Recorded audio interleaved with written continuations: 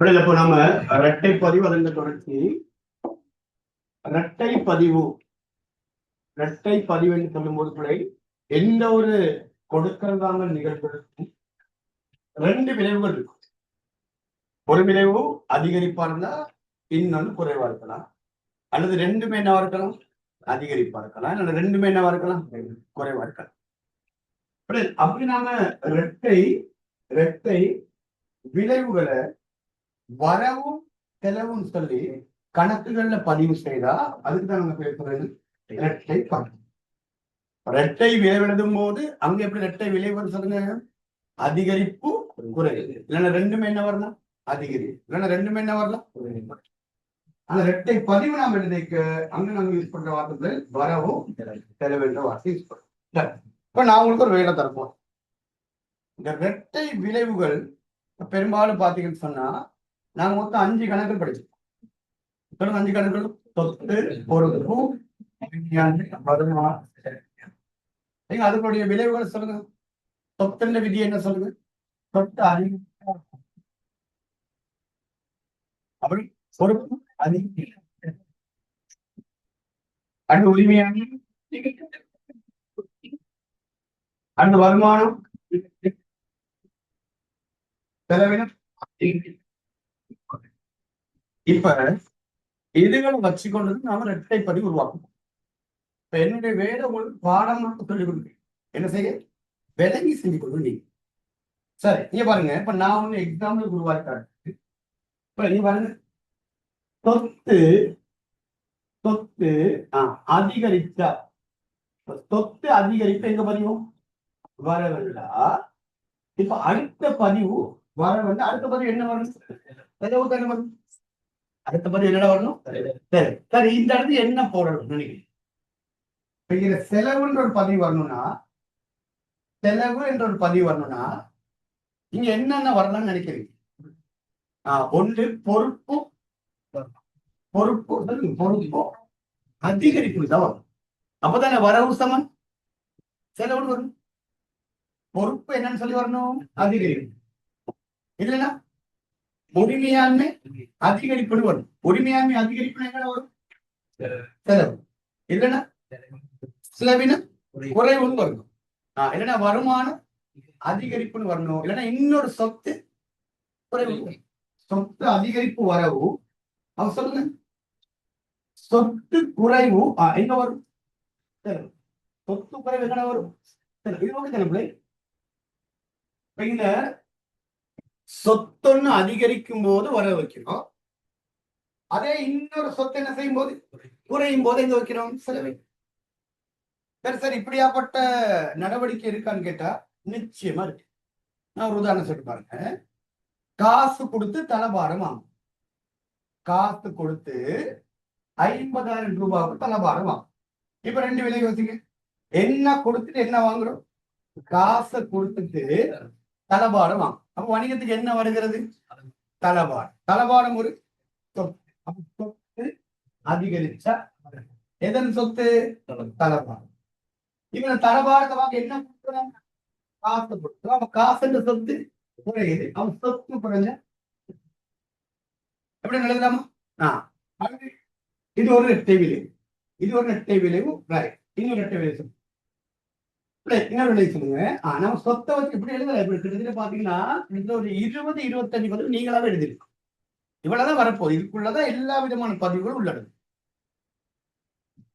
சொத்து சொத்து அதிகரிப்பு வரவு என்றா இந்த இடத்துக்கு என்ன வரலாம், சொத்து அதிகரிப்பு வரவுன்னா இப்ப அடுத்த பதிவு என்ன வரணும், பிரவீன்? சொத்து அதிகரிப்பு வரவுன்னா கவனிக்கணும். இல்லைங்க, ஃபுல் போக்கஸ் இங்க வந்துடுங்க. வீட்டுல பிரச்சனை, ரோட்ல பிரச்சனை, நாட்டுல பிரச்சனை, முன் வீட்டுல பிரச்சனை, பக்கத்து வீட்டுல பிரச்சனை, அவங்க வீட்டு பிரச்சனை, இவங்க வீட்டு பிரச்சனை. அதெல்லாம் இங்க வந்து ஒரே பிரச்சனை தான், சகிஸ்டரோட. Right, okay. சொத்து அதிகரிப்பு சொல்லுங்க வர வேண்டாம்.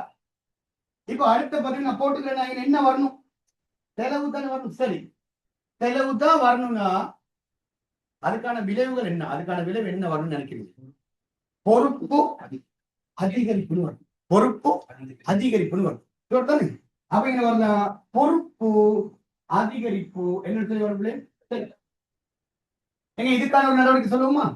இதுக்கான நடவடிக்கை வங்கியில் கடை, வங்கியில 1,00,000 கடை எடுத்து சொல்லுங்க. ரெண்டு வேலை வங்கியில 1,00,000 கடை எடுத்தா கடனை என்ன எடுப்போம் நாம? காசு. அப்ப வணிகத்துக்கு என்ன வருகிறது? காசு. அப்ப காசுன்ற சொத்து அதிகரிக்குதா? அவர் சொத்து அதிகரிப்பு வரவு. இந்த காசு எப்படி வந்துச்சு வணிகத்துக்கு? வங்கியில கடை எடுக்கும். வங்கியில கடை எடுக்க எடுக்க பொறுப்பு என்ன செய்யும்? அதிகரிக்கும். பொறுப்பு அதிகரிச்சா பாருங்க, இங்க பாருங்க, அதிகரிப்பு குறைவுன்னு வருது. இங்க எப்படி வருது? அதிகரிப்பு அதிகரிப்புன்னு வருது. அது பிரச்சனை கிடையாது. நமக்கு தேவை வரவு சமன் செலவு, வரவு சமன் செலவு. எங்க வாங்க இன்னொன்னு பார்ப்போம். சொத்து அதிகரிப்பு எல்லாத்தையும் அது முடிச்சுட்டு வந்துருவோம். சொத்து அதிகரிப்பு என்ன பண்ணு? வரவு என்றால் அடுத்து உரிமையாண்மை என்னன்னு சொல்லி வரும்? அதிகரிப்பு தானே வரும். என்ன வரும் சொல்லுங்க? உரிமையாண்மை. அடுத்து உரிமையாண்மை அதிகரிப்பு எங்க வரும்? சொல்லுங்க இப்படி அப்படி ஒரு நடவடிக்கை பணக்காசு பார்க்கும். உரிமையாளர் மூலதனமாக ஈடுபடுத்திய தொகை. இப்ப உரிமையாளர் வணிகத்துக்கு மூலதனம் ஈடுபடுத்தினா வணிகத்துக்கு என்ன வருகிறது? காசு. அப்ப காசு என்று சொத்து என்ன செய்யும்? அதிகரிக்குமா? அப்ப சொத்து அதிகரிச்சு எங்க பதிவும் வரவும். சொல்லுங்க அடுத்து எப்படி இந்த சொத்து வந்துச்சு வணிகத்துக்கு? உரிமையாளர் மூலதனம். உரிமையாளர் மூலதனம் ஈடுபடுத்தினா அது வணிகத்துக்கு என்ன வாங்க நடப்படும்? வணிகத்துக்கு உரிமையாண்மை. அப்ப உரிமையாண்மை என்ன செய்யும்? அதிகரிக்கும். அப்ப உரிமையாண்மை அதிகரிச்சா அந்த மாதிரி இன்னொன்று இருக்குமா? சொத்து அதிகரிப்பு வரும். அடுத்து வருமானம் என்ன செய்யும்? வருமானம் என்ன செய்ய அதிகரிச்சாதான் இங்க வைப்போம் செலவு. சொத்து அதிகரிப்பு வரவும், வருமானம் அதிகரிப்பு செலவு. உதாரணம், பெற்றுக்கொண்ட தரகு வருமானம், பெற்றுக்கொண்ட வாடகை வருமானம். இன்னைக்கு அதெல்லாம் படிச்சு இன்னைக்கு எல்லாமே சொல்லி தந்துருவோம். இந்த மாதிரி கிட்டத்தட்ட ஒரு 20 பதிவுகளை நீங்க என்ன செய்யலாம்? எழுதிக்கலாம். இது மாதிரி இப்ப ஒண்ணு ஸ்டார்ட் பண்ணாம இன்னொன்னு போட்டுக்கலாம். சொத்து அதிகரிப்பு வர வார்த்தை போடலாம். செலவின குறைஞ்சு செலவின அதிகரிச்ச பதிவு வரவே. அப்புறம் வெண்டு வர வர வர சொத்து அதிகரிப்பு வர வேண்டாம். அது என்ன வரும்? செலவினம் குறைவண்டு தவறு. செலவினம் குறைவண்டு தவறு. அதெல்லாம் வந்து இதெல்லாம் இந்த மாதிரியான பதிவு வரும். பெரும்பாலும் பாத்தீங்கன்னா சீராக்கத்தோடு தான் சம்மந்தப்படும். இதோட சம்மந்தப்படும் சீராக்கம். அது கொடுக்கல் வாங்கக்குள்ள வராது. நாம இப்ப படிக்கிறது கொடுக்கல் வாங்கல் நிகழ்வு. பிற்பாடு படிப்போம் சீராக்கம். அது கொடுக்கல் வாங்கல் நிகழ்வை தாண்டி கொஞ்சம் வித்தியாசமா இருக்கும். இப்ப எக்ஸாம்பிளுக்கு இப்படி சொல்லிக்கணும். அது மாதிரி இது மாதிரி பொறுப்பு எழுதலாம். பொறுப்பு எக்ஸாம்பிள் எடுத்துப்போம். பொறுப்பு அதிகரிப்பு எங்க சொல்ல முடியல. செலவு என்ன? முதலாவது வரவுதான் எழுதணும். அப்ப அதுக்கு மேல யோசிங்க என்ன வரலாம். பொறுப்பு அதிகரிப்பு செலவுண்டா இப்ப நிச்சயம் என்ன வரணும்? என்னடா வரணும்? வரவு வரணும்னா எங்க வரவு வாரத்துக்கான 5 பதிவு சொல்லுங்க. வரவு வாரத்துக்கான 5 பதிவு சொல்லுங்க. அதிகரிச்சா வரவு, செலவினம் அதிகரிச்சா வரவு, குறைச்சா வரும்.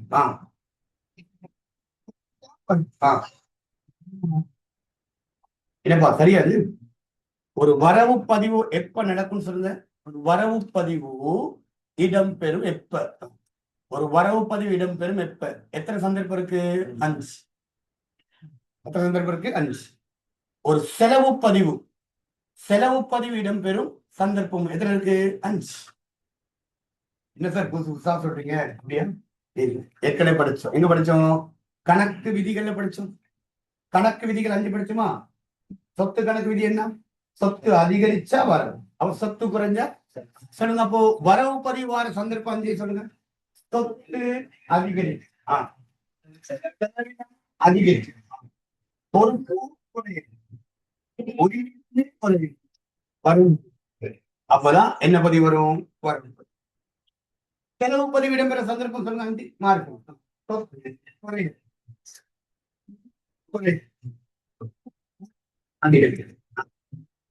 அதிகரித்தல்.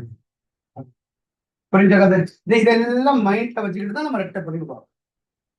அதனால தான் நான் சொல்றேன், இந்த சப்ஜெக்ட நாம மனப்பாடம் பண்ணி எதை மனப்பாடம் பண்ணி எடுத்துக்கணும்? அந்த 5 தான். அந்த 5 மட்டும் நீங்க பாடமாக்கிட்டீங்கன்னா எல்லா விதமான இரட்டைப்பதிவையும் நீங்க மேக்சிமம் உருவாக்க சுயமா உருவாக்க ட்ரை பண்ணிட்டு.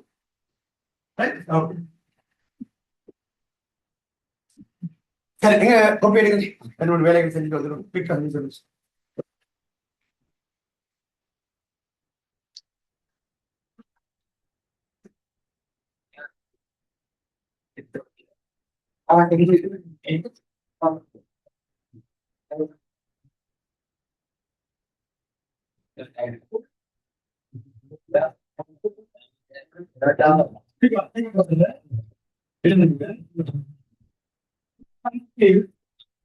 ஒரு கணக்கில்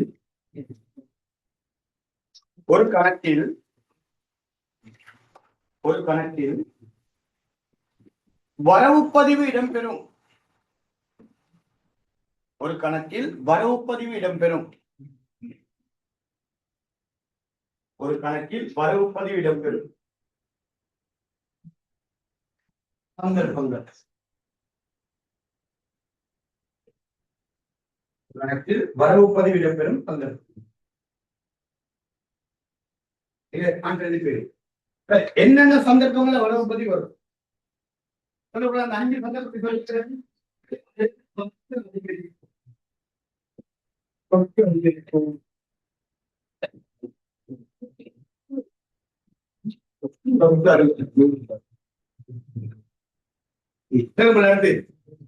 செலவினம் அதிகரிப்பு,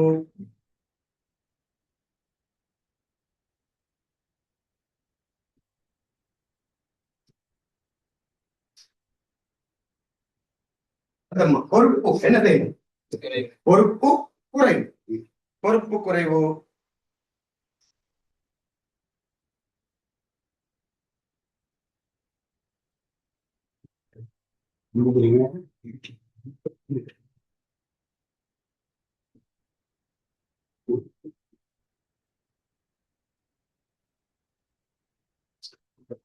உரிமையாண்மை குறைவு,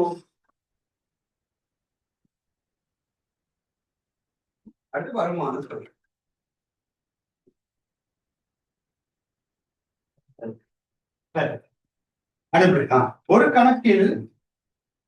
ஒரு கணக்கில் செலவு பதிவு இடம்பெறும் சந்தர்ப்பங்கள். ஒரு கணக்கில் செலவு பதிவு இடம்பெறும் சந்தர்ப்பங்கள்.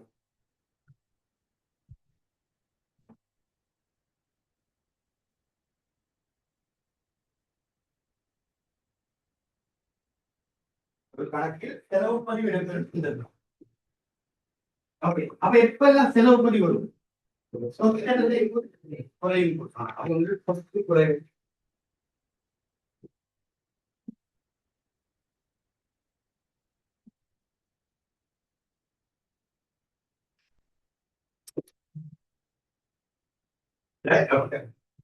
அப்படியே மாத்தி எழுதிக்கோங்க. செலவினம் குறைவு,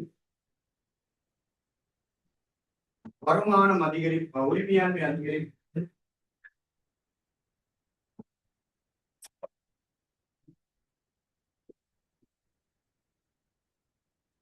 வருமானம் அதிகரிப்பு,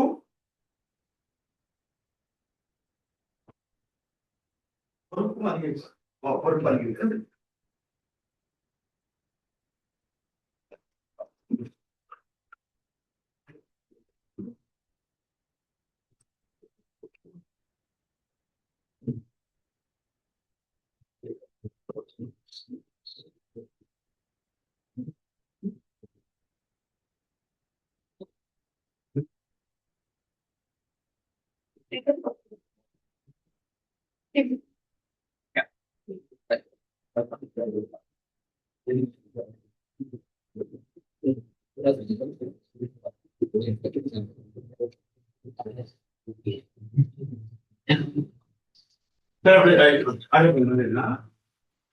இரட்டை பதிவினை சரியாக பூர்த்தியாக்க இரட்டை பதிவினை சரியாக பூர்த்தியாக்க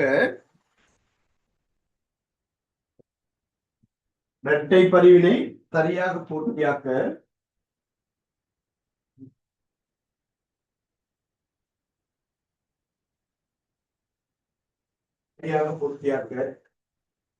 நிதிக்கூட்டு மூலங்களில் நிதிக்கூற்று மூலங்களில் நிதிக்கூற்று மூலங்களில் விளைவுகளை நிதிக்கூற்று மூலங்களில் விளைவுகளை சரியாக குறிப்பிடுக.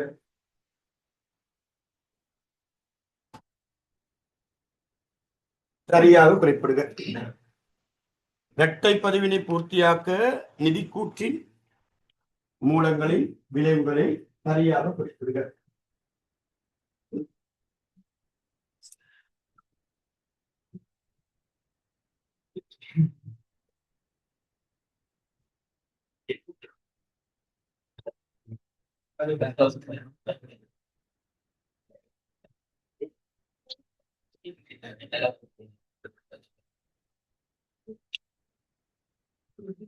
Yes, I do.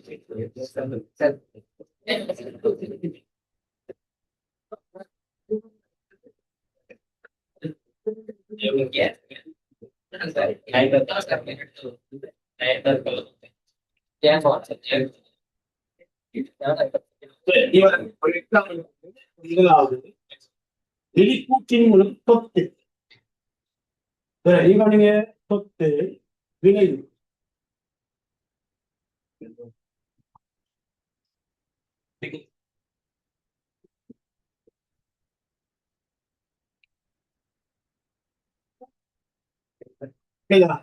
சொத்து விளைவு அதிகம்.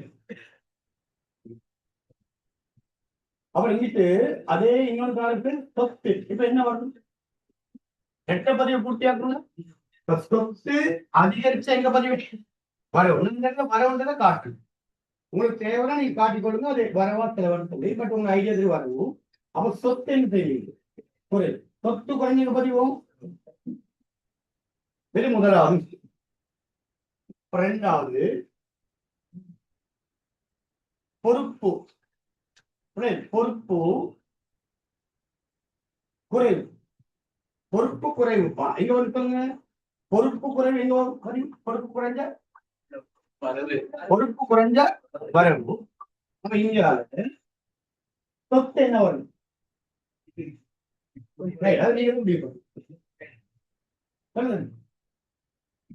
எப்படி வச்சுட்டீங்க? பொறுப்பு குறைஞ்சா எங்க வைப்போம்? வரம். பொறுப்பு குறைஞ்சா வரவுண்டா இப்ப அடுத்த பத்தி என்ன வரணும்? செலவு தானே. அவன் சொத்து என்ன செஞ்சா செலவு வைப்போம். நீ இந்த இடத்துல எழுத வேண்டியது சொத்து என்ன புரியுது? முதலாவது நாம இந்த முதலாவது வரவை வச்சுங்க. நீங்க என்ன வச்சுங்க? செலவு. இது வரவு. நீங்க என்ன பண்ணுவோம்?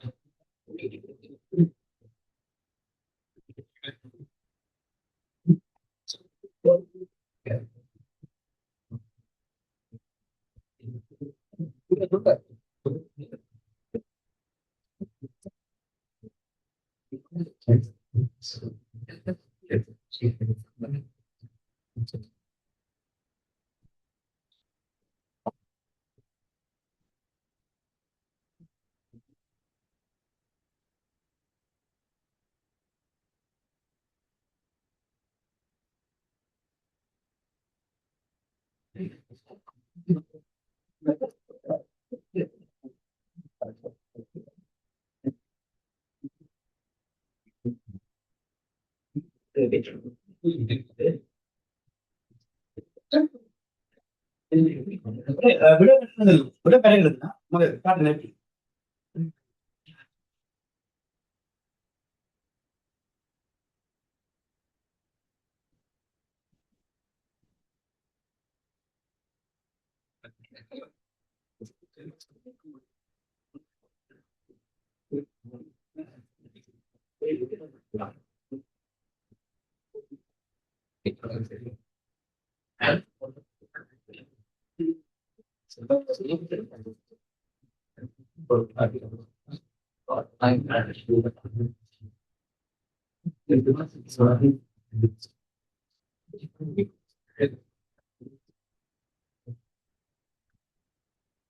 கையை குழாத்து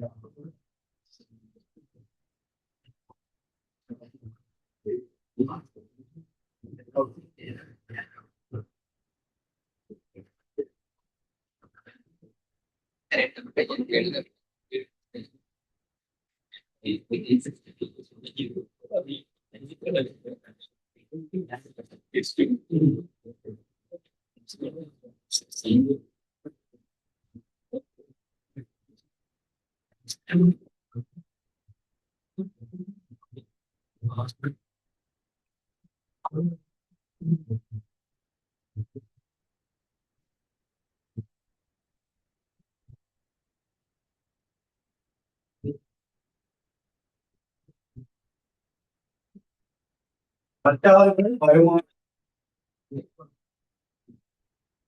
11 தொற்று போடும் 12 பேர்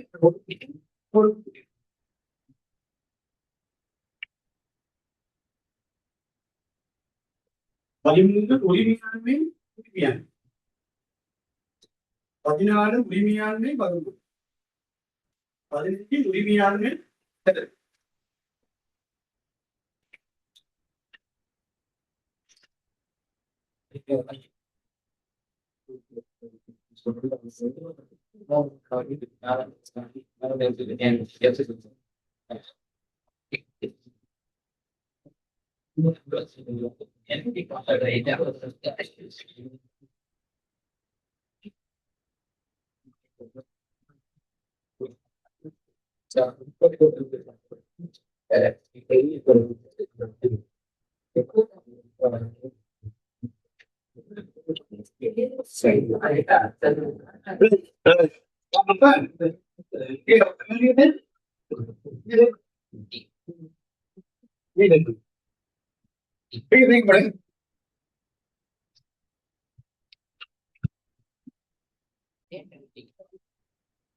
ஓகே. அடுத்து மூன்றாவது சொத்து. சொத்துக்குள்ளோ அதிகரிக்கும். சொத்து அதிகரிப்பு வரவு பொறுப்பு பொறுப்பு சொல்லுங்க. பொறுப்பும் அதிகரிக்கதான் செலவு. பொறுப்பு அதிகரிக்க செலவு. அடுத்து வரவெல்லா சொத்து அதிகரிப்பு என்னோட வருமானமும் அதிகரிக்கும். வருமானம் அதிகரிக்காதான் செலவு. சொத்து அதிகரிப்பு வரவு உரிமையாண்மை அதிகரிப்பு செலவு. உரிமையாண்மை அதிகரிச்சாதான் செலவு. பொறுப்பு பொறுப்பு வரவு வைக்கணும்னா பொறுப்பு என்ன செய்யணும்? பொறுப்பு குறைஞ்சா வரவு, சொத்து குறைஞ்சா எடுத்த கடன்களை மீள செலுத்தும் போது இப்படிதான். உரிமையாண்மை வரவண்ணப்பட சொல்லுங்க. உரிமையாண்மை குறைவு செலவு வரவு, சொத்து குறைவு செலவு. இது வந்து பெரும்பாலும் அந்த பட்சண செய்தம். உரிமையால் சொந்த தேவைக்கு காசு பற்றினா காசு என்ற சொத்தும் குறையும், உரிமையாண்மை குறையும். செலவினம் சொல்வோம். செலவினம் அதிகரிப்பு வரவு, சொத்து குறைவு செலவு. செலவினங்களுக்கு பணம் செலுத்தும் போது இப்படிதான். பொறுப்பு குறைவு. பொறுப்பு குறைஞ்சா வரவு பிழையில் உரிமையாண்மை. இதை பத்தி நான் பார்ப்போம். இது வந்து உரிமையாளர் அவருடைய சொந்த பணத்தில் பொறுப்புகளை இருக்கு. படிப்பதெல்லாம் உரிமையாளர் அவருடைய சொந்த பணத்துல பொறுப்புகளை இருக்கு. வருமானம் குறைஞ்சா வரவு, பொறுப்பு அதிகரிச்சா இது பெரும்பாலும் கொடுக்கல் வாங்கல் இருந்தவர்கள் செம்மையாக்கத்துல தீராது. சொத்து அதிகரிச்சா வரவு, பொறுப்பு அதிகரிச்சா கடன் எடுக்கிறது. அந்த பொறுப்பு குறைஞ்சா வரவு, இன்னொரு பொறுப்பு ஒரு பொறுப்பு எடுத்து இன்னொரு பொறுப்பு தீர்க்கு. உரிமையாண்மை குறைஞ்சா வரவு, அடுத்து இன்னொரு உரிமையாண்மை அதிகரிச்சா செலவு. அடுத்து உரிமையாண்மை குறைஞ்சா வரவு, வருமானம் அதிகரித்தா செலவு. அடுத்து உரிமையாண்மை குறைஞ்சா வரவு, செலவினம் சொல்லுங்க குறைஞ்சாக்கா. ஓகே ஓகே விளையாடுங்க. பேசிக்கு இது எவ்வளவு உங்களுக்கு இதெல்லாம் விளங்கப்படுத்தணும் அவ்வளவு ட்ரை பண்ணி விளங்கப்படுத்திட்டோம். போன முறாக்களுக்கு இதெல்லாம் இப்படிதான் செய்யல செஞ்சதுதான். பட் இந்த மாதிரியான கொஞ்சம் இந்த முறை உங்களுக்கு வித்தியாசமா சில விஷயங்கள் கொடுத்துருக்கேன். பாத்துக்கொள்ள. இப்போ மனப்பாடம் பண்ணிக்க வேண்டிய அவசியம் இல்லை. எதை மனப்பாடம் பண்ணிக்கிறோம்? அந்த 5 விதி நினைக்கிறேன். இப்ப அந்த 5 விதி உங்களுக்கு ஞாபகம் இருக்குமா? சொல்லி சொல்லி அது பழகிடுச்சு. என்னடா சொத்து கணக்கு விதி, சொத்து அதிகரிச்சா வரவும்,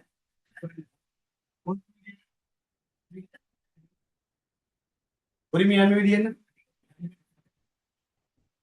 செலவின கணக்கு விதி, பொறுப்பு கணக்கான விதி அதிகரிச்சா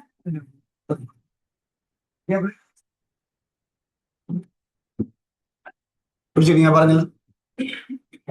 இதுகள் இன்னும் நீங்க ஞாபகம் வச்சுக்கிறேன்னா என்னோட கோபமா இருக்கும், படிப்போட கோபமா இருக்கும், அந்த கிளாஸோட கோபமா இருக்கும், ஏன்னா உங்களுக்கே உங்க மேல கோபமா.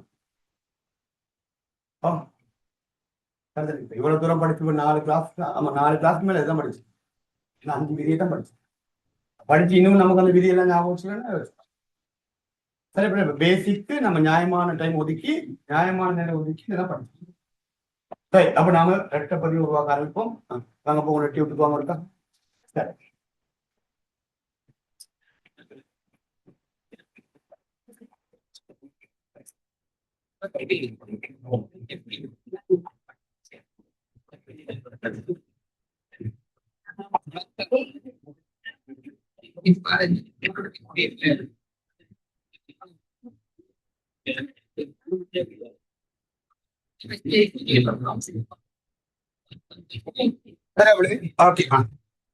சரி இங்க வாங்க போ. இங்க வாங்க. முதல் 3 எழுதிட்டோமா? எங்க வாங்க 4வது சொல்லுங்க பாப்பா. 4வது என்ன சொல்லுங்க. இருப்புக்கள் கொள்வனவும் காசோலை மூலம் 10. இதை கவனிங்க. 30. Right. இதை கவனிங்க. இருப்புக்கள் வாங்கியிருக்கிறத காசோலை மூலம் காசோலை கொடுத்து இருப்பு வாங்கியிருக்கு. காசோலை காசோலை மூலம் இருப்பு கொள்வனவோ நான் கொஞ்சம் விஷயங்கள் பேசிட்டு வந்து கவனிங்க. 30,000.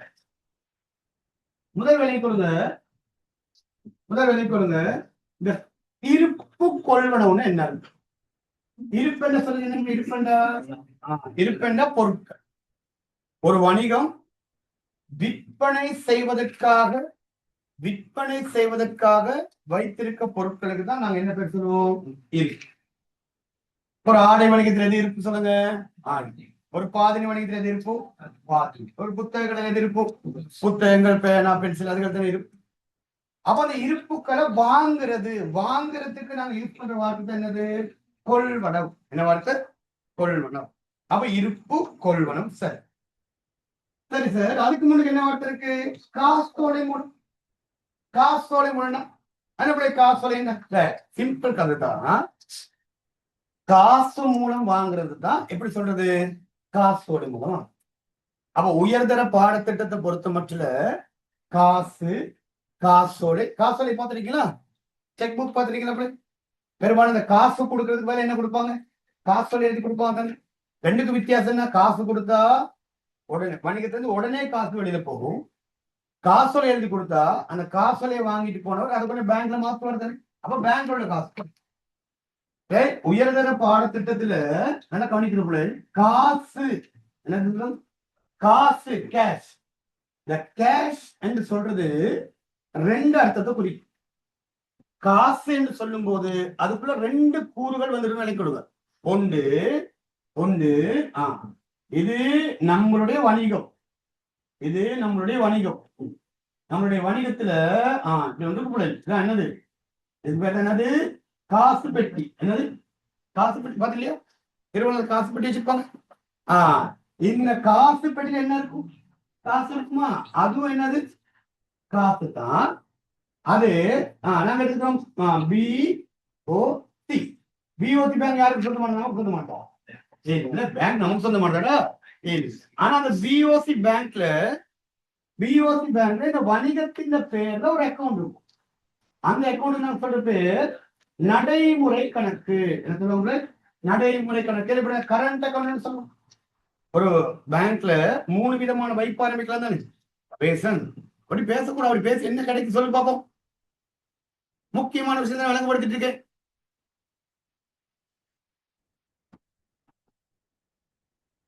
விளங்கப்படுத்தும் போது கவனிச்சு கொள்ளுங்க. இப்படி உங்களுக்கு யாரும் சொல்லிக் கொடுக்க நீங்க பார்க்கத்தானே போறீங்க. அப்புறம் படிவா அவ்வளவு விஷயம் விளங்கப்படுத்திட்டு இருக்கேன். அப்புறம் அதை விட்டுட்டு பக்கத்துல பேசிக்கிட்டு இருந்தா என்ன பிரயோசனம்?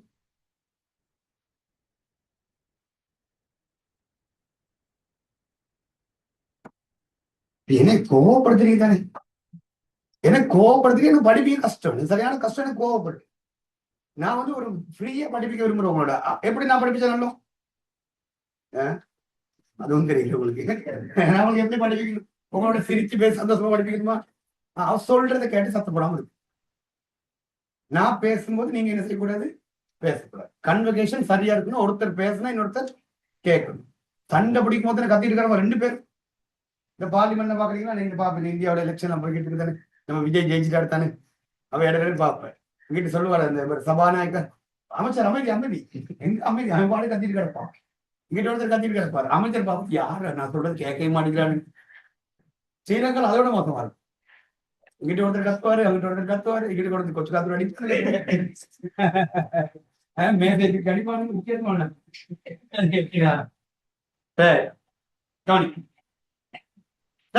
வடிவ விஷயத்தை விளங்கப்படுத்தும் போது வடிவ கேட்டு நான் மறுபடியும் சொல்றேன். நான் சொன்னதானே இந்த 4-5 மாசம் வடிவா நீங்க மெனக்கிட்டு என்ன செஞ்சீங்க? படிச்சுட்டீங்கன்னா அதுக்கு பிறகு படிக்க போற 1.5 வருஷம் பிரச்சனை இல்லை. இந்த 4-5 மாசம் நீங்க ஒழுங்கா வேலை செய்யலன்னா அவர் 2 வருஷமே சரியான கஷ்டமா சொன்னா புரிஞ்சுக்கிட்டு வேலை செஞ்சு. அப்ப இந்த காசு என்று சொல்றது கேஷ் என்று சொல்றது நிறுவனத்தின் காசு பெட்டின்னு சொல்ல, காசு பெட்டினா நிறுவனத்தின் கையில உள்ள காசும் எனது காசு தான். இப்ப நிறுவனத்தின் கைவசம் ஒரு 1,00,000 ரூபாய் காசு இருக்கு. எவ்வளவு காசு இருக்கு? 1,00,000 ரூபாய் காசு இருக்கு. 5,000 ரூபாய் தாள், 1000 ரூபாய் தாள், 2,000 ரூபாய் தாள், 500 ரூபாய் தாள் இருக்கும் தானே. அதே வணிக வங்கிகள்ல நடைமுறை கணக்கு, ஒரு பேங்க்ல 3 விதமான வைப்பு ஆரம்பிக்கலாம். ஒன்று சேமிப்பு கணக்கு ஆரம்பிக்கலாம், சேவிங்ஸ் அக்கௌண்ட். அடுத்தது நிலையான வைப்புன்னு ஆரம்பிக்கலாம், பிக்ஸ் டிபாசிட். அடுத்து நடைமுறை வைப்புன்னு ஒரு அழைப்பு. நடைமுறை வைப்புனா கரண்ட் அக்கௌண்ட். பெரும்பாலும் பிசினஸ் செய்யறவங்க, வியாபாரம் செய்யறவங்க, வணிகம் செய்யறவங்க தங்களுடைய வணிக செயற்பாடுகளை இலகுபடுத்துறதுக்கு காசோலை பயன்படுத்துவாங்க தெரியுமா? இப்ப நீங்க ஒருத்தருக்கு 25 லட்சம் ரூபாய் கொடுக்கணும், இல்ல ஒருத்தருக்கு நீங்க கொடுக்கறதுக்கு கடனுக்கு பொருள் வாங்குனீங்க, வாங்கினவருக்கு செட்டில்மெண்ட் செய்யறதுக்கு 11,44,394 ரூபாய். இப்ப இத காசா கொடுக்க போனா என்ன நிலைமை? இத காசா கொடுக்க போறீங்கன்னா என்ன நிலைமையில எண்ணி எண்ணி எண்ணி எண்ணி 4 தடவை எண்ணுவீங்க. கொடுக்குற சரியா? சில கூட கொடுத்துட்டா, குறைவா கொடுத்துட்டா, கூட கொடுத்துட்டா வணிகத்துக்கு பிரச்சனை, குறைவா கொடுத்தா வணிகத்துக்கு பிரச்சனை, கடன் கொடுத்து யோசிப்போம் நம்மளை ஏமாத்துறாமே அப்படின்னு சொல்லி. அப்ப இந்த இடத்துல பெரும் சிக்கலை, நிறைய காலதாமதம் ஆகும். அந்த காசெல்லாம் எண்ணி எண்ணி கொடுக்க சரியான காலதாமதம். நான் உங்களுக்கு கிளாஸ்க்கு தீர்மானிக்கிறேன், 2 பாடத்துக்கு சேர்த்து 2,843 50%. இதுல குழந்தை கொடுத்தா இது எவ்வளவு கஷ்டமா இருக்கும். எனக்கும் கஷ்டமே, மீதி காசு எங்க கொடுக்குறீங்க. அதுதான் ரவுண்ட் ஒரு அமௌண்ட் தீர்மானிச்சுக்கிறது, ரவுண்டே இவ்வளவு அமௌண்ட். இப்ப இந்த சந்தர்ப்பத்துல இத மனிதன் செய்யறதுக்கு ஒரு மெஷின் செய்யறதுக்கு வித்தியாசம் இருக்குதானே. இதே வேலை யார்கிட்ட கொடுத்து விட்டா, பேங்க் கிட்ட கொடுத்து விட்டா அவங்க என்ன செய்வாங்க? அவங்கள்ட்ட மெஷின் இருக்கு, இருக்குதான் அவங்கள்ட்ட காசுன்ற மெஷின் இருக்கு, குயிக்கா வேலையை செஞ்சு முடிச்சுக்கலாம். அப்ப நீங்க பேங்க் இந்த காசை கொடுக்கணும்னு சொல்லணும்னா வடிவேலைக்கோ இந்த தொகை உங்களோட அக்கௌண்ட்ல இருக்கணுமா, இருக்கக்கூடாது? இருக்கும். இந்த தொகை உங்களோட அக்கௌண்ட்ல இருந்துட்டு பேங்க் கொடுக்க சொல்லி ஒரு ஆர்டர் போடணும். நீங்க அந்த ஆர்டர் போடுறதுக்கு தான் நாங்க சொல்றது காசோலை. என்ன சொல்லுங்க? காசோலை என்பது நம்ம பிற்பாடு நீங்க உங்களோட வணிக கடையில படிப்பீங்க. சரி, காசோலை எப்படி எழுதுறது, என்ன மாதிரி எழுதுறது, அதெல்லாம் படிப்பீங்க. அப்ப ஒரு காசோலை எழுதி கொடுத்துருவீங்க. அப்ப காசோலை வாங்கிட்டு போனவர் அதை கூட எங்க மாத்திடுவாரு? பேங்க்ல மாத்த உங்களோட பேங்க்ல காசு. அப்ப சிம்பிளா விளங்கிட்டீங்கன்னா, வணிகம் காசு என்று சொல்லும் போது, வணிகத்தின் காசு என்று சொல்லும் போது அதுக்குள்ள 2 விதமான காசு வந்துடும். சொல்லுங்க, எங்க உங்களோட காசு வந்துடும்? நிறுவனத்தின் கைவசம் உள்ள காசும் என்னது? காசு தான். சொல்லுங்க. அடுத்து வங்கி நடைமுறை கணக்குல உள்ள காசும். நடைமுறை கணக்குல 16 லட்சம் ரூபாய். இப்ப சொல்லுங்க, இப்ப நிறுவனத்தின் காசு மீதி எவ்வளவு? நிறுவனத்தின் காசு மீதி எவ்வளவு? இங்க எவ்வளவு இருக்கு? 1 லட்சம் ரூபாய். பேங்க் அக்கௌண்ட் எவ்வளவு இருக்கு? 16 லட்சம் ரூபாய். அப்ப 2 சேர்த்து எவ்வளவு? 17 லட்சம் ரூபாய். நிறுவனத்தின் காசு இருக்கா இல்லையா? இதுதான் காசு. அப்ப காசு என்று சொல்லும் போது அதுக்குள்ள 2 விதமான காசு வந்துடுவாங்க. கைவசம் உள்ள காசு வந்துடும், எங்க உள்ள பேங்க் அக்கௌண்ட் உள்ள காசு. இப்ப விஷயம் என்னன்னு கேட்டீங்கன்னா, நீங்க காசோலை மூலம் பொருள் வாங்கினாலும், இந்த காசோலை மூலம்னா செக் எழுதி கொடுக்க, அந்த செக்கை வாங்கிட்டு போனவர் அதை கூட எங்க மாத்துவாரு? பேங்க். அப்ப எங்க உள்ள காசு குறையும்? பேங்க் உள்ள காசு குறையும். சில 50,000க்கு காசு கொடுத்து வாங்கினா நிறுவனத்துல கையில் உள்ள காசு குறையும். நிறுவனத்தின் கைவசம் உள்ள காசு குறைஞ்சாலும், பேங்க் அக்கௌண்ட் உள்ள காசு குறைஞ்சாலும், இந்த ரெண்டுமே என்ன காணப்படும்? சொல்லுங்க, காசா தான் என்ன காணப்படும். அப்போ இப்போ உங்களுடைய புதிய பாடத்திட்டம் 2019 உங்களுடைய நியூ சிலபஸ் வந்துச்சு. அதுக்கு பிறகு இன்னும் சிலபஸ் சேஞ்ச் ஆகல, அதே சிலபஸ் தான் போட்டுட்டு இருக்கு. இடைக்கடை நியமங்கள் சொல்லி அது மட்டும்தான் மாறும். அப்ப பதிவுகள் ஒண்ணுதான். அப்ப இப்போ காசு மூலம் கொடுக்கல் வாங்கல் செய்தாலும், காசோலை மூலம் கொடுக்கல் வாங்கல் செய்தாலும் அது என்ன கணக்கினூடாக பதியப்படும்? சொல்லுங்க, காசு கணக்குல தான் பதிவு. எதுல பதியப்படும்? முன்னனாக வங்கி கணக்குன்னு ஒரு கணக்கு பயன்படுத்துறது, வங்கி கணக்கு, பேங்க் அக்கௌண்ட் சொல்லி. இப்ப நம்ம அந்த வங்கி கணக்கு பயன்படுத்த வேண்டிய அவசியம் இல்லை. சார், இப்ப வங்கி கணக்கு போட்டா பிழையா? பிழை இல்ல, அது பயன்படுத்த வேண்டிய அவசியம் இல்லை. ஏன்னா இப்ப தெளிவா ஒரு விஷயத்த சொல்லிட்டாங்க. காசு என்று சொல்லும் போது அதுக்குள்ள 2மே வந்துடுமா? கையில உள்ள காசு என்னடா? காசு தான். அடுத்து எங்க உள்ள பேங்க் உள்ள காசு என்னது? அப்படிதானே. அப்ப காசோலை மூலம் கொடுக்கல் வாங்கல் நடந்தாலும் நீங்க என்ன வார்த்தை பயன்படுத்தணும்? காசு கணக்குன்ற வார்த்தை தான் பயன்படுத்தணும். என்ன கணக்கு பயன்படுத்த வேண்டிய அவசியம் இல்லை, வங்கி கணக்கு பயன்படுத்த வேண்டிய அவசியம் இல்லை. இவ்வளவுதான் விஷயம். ஓகே சரி. இப்ப சொல்லுங்க விஷயத்த. ரைட், தேவையான விஷயங்கள் கொஞ்சம் கொடுத்தாச்சு. இப்ப இங்க வாங்க. இப்ப காசோட மூலம் பொருள் வாங்குறீங்க. காசோட மூலம் பொருள் வாங்குங்க. இந்த காசோட மூலம் பொருள் வாங்கினா வணிகத்துக்கு என்ன வருகிறது? பேசுங்க என்னோட கொஞ்சம் பேசலாம். என்னோட பேசலாம். காசோலை மூலம் பொருள் வாங்கினதால வணிகத்துக்கு என்ன வருகிறது? திருப்பு வருது. என்ன கொடுக்குறோம்? காசு கொடுக்குறோம். காசோலைனால நீங்க அதை என்ன கருதுங்க? காசா. அப்ப காசை கொடுத்துட்டு என்ன வாங்குறோம்? இருப்பு வாங்குறோமா? காசை கொடுத்துட்டு என்ன வாங்குறோம்? சபேஷன் அதுதானே. காசை கொடுத்துட்டு என்ன வாங்குறோம்? இருப்பு வாங்குறோமா? காசை கொடுத்துட்டு இருப்பு வாங்கினா சரி. ஒரு விலை சொல்லுங்க, காசுன்ற சொத்து கூடுதா குறையுதா? காசுன்ற சொத்து என்ன செய்யல? குறையும். அப்ப ஒரு பதிவு பாருங்க, ஒரு பதிவு சொத்து குறைவு. சொத்து குறைவு எங்க வச்சிருவோம்? சொத்து குறைவு. சரி, எங்க அந்த சொத்து குறைஞ்சி? காசு. சொத்து குறைவு செலவு. இப்ப காசை கொடுத்துட்டு என்ன வாங்குறோம்? என்ன வாங்குறோம்? இருப்பு வாங்குறோம். என்ன வாங்குறோம் சொல்லுங்க? இருப்பு இப்பதான் ஒரு குழப்பம் இருக்கு. இந்த இருப்பு வாங்கும் போது அப்படின்னா ரெட்ட பதிவு எதுக்கு வரணும்? ரெட்ட பதிவு சொத்து குறைவு செலவு தானே. எதன் சொத்து? காசு. அப்ப என்ன கணக்கு செலவு சொல்லுது? காசு கணக்கு. எங்க வைப்போம்? செலவு. எவ்வளவு? 30,000. 30,000. சரி, ஒரு பதிவு. சரி, இப்ப இன்னொரு பதிவு வரவுல வரணுமே. என்ன பதிவு வரணும் கேட்டா என்ன பதிவு வரும்? 10ஆம் ஆண்டு படிச்சு ஞாபகம் இருக்கும். நல்ல ஞாபகம் வச்சுக்கணும். வரவு வர வேண்டியது பிள்ளைகள் இருப்பு கணக்கு அல்ல. என்ன கணக்கு அல்ல? இருப்பு கணக்கு அல்ல. இங்க ஒரு விஷயம் சொல்ல போற. இந்த இருப்பு படிக்கணும். இருப்பு அல்லது பொருள் அல்லது சரக்கு அல்லது பண்டம். இருப்புன்னு சொல்லுவோம், சரக்குன்னு சொல்லுவோம், பொருள்னு சொல்லுவோம், பண்டம்னு சொல்லுவோம். இதுகளை எல்லாமே இவைகளை நாம என்ன செஞ்சா கொள்வனவு செய்யும் போது என்ன செய்யும் போது பிள்ளை? கொள்வனவு செய்யும் போது இதுகளை எங்க பதியணும்னு சொல்லி கேட்டா, இவைகளெல்லாம் கொள்வனவு செய்யும் போது பிள்ளைகள் இதெல்லாம் பதிய வேண்டியது கொள்வனவு கணக்கு. கேட்கணும் என்கிட்ட. என்ன கேட்கணும்? இப்ப ஏன் சார் கேட்க மாட்டீங்களா? உங்க ஏன் சார் எல்லாம் நான் பதில் சொல்லல, சத்தமா கேட்கணும். ஏன் சார் இப்ப நீங்க நினைக்கிறீங்க சார், இப்ப இருப்பு வாங்கினா என்ன கணக்குல பதியணும்? இருப்பு வாங்கினா வணிகத்துக்கு என்ன வருது? சொத்து வருது. என்ன அந்த சொத்து? இருப்புன்ற சொத்து வருது. அப்ப என்ன கணக்குல பதியணும்? இருப்பு கணக்குல தானே பதியணும். அதை விட்டுட்டு ஏன் இருப்பு கணக்குல பதியாம இதுல பதியறீங்க? கொள்வனவு கணக்குல பதியறீங்க. இதுக்குள்ள இது காலங்காலமா வார ஒரு பெரிய ஒரு டவுட். நல்லா விலை கொள்ளுங்க. இருப்புன்றது என்னன்னா, நல்லா ஞாபகம் வச்சுக்கோ. இருப்புன்றது என்னன்னா மீதி. இருப்புன்றது என்னது? மீதி. வாங்கின பொருள்ல வித்தது போக எவ்வளவு மீதமா இருக்கோ அதுக்கு தான் பேர் இருப்பு. வாங்கின பொருள்ல வித்தது போக எவ்வளவு மீதமா இருக்கோ அதுக்கு தான் பேர் என்னது? இருப்பு.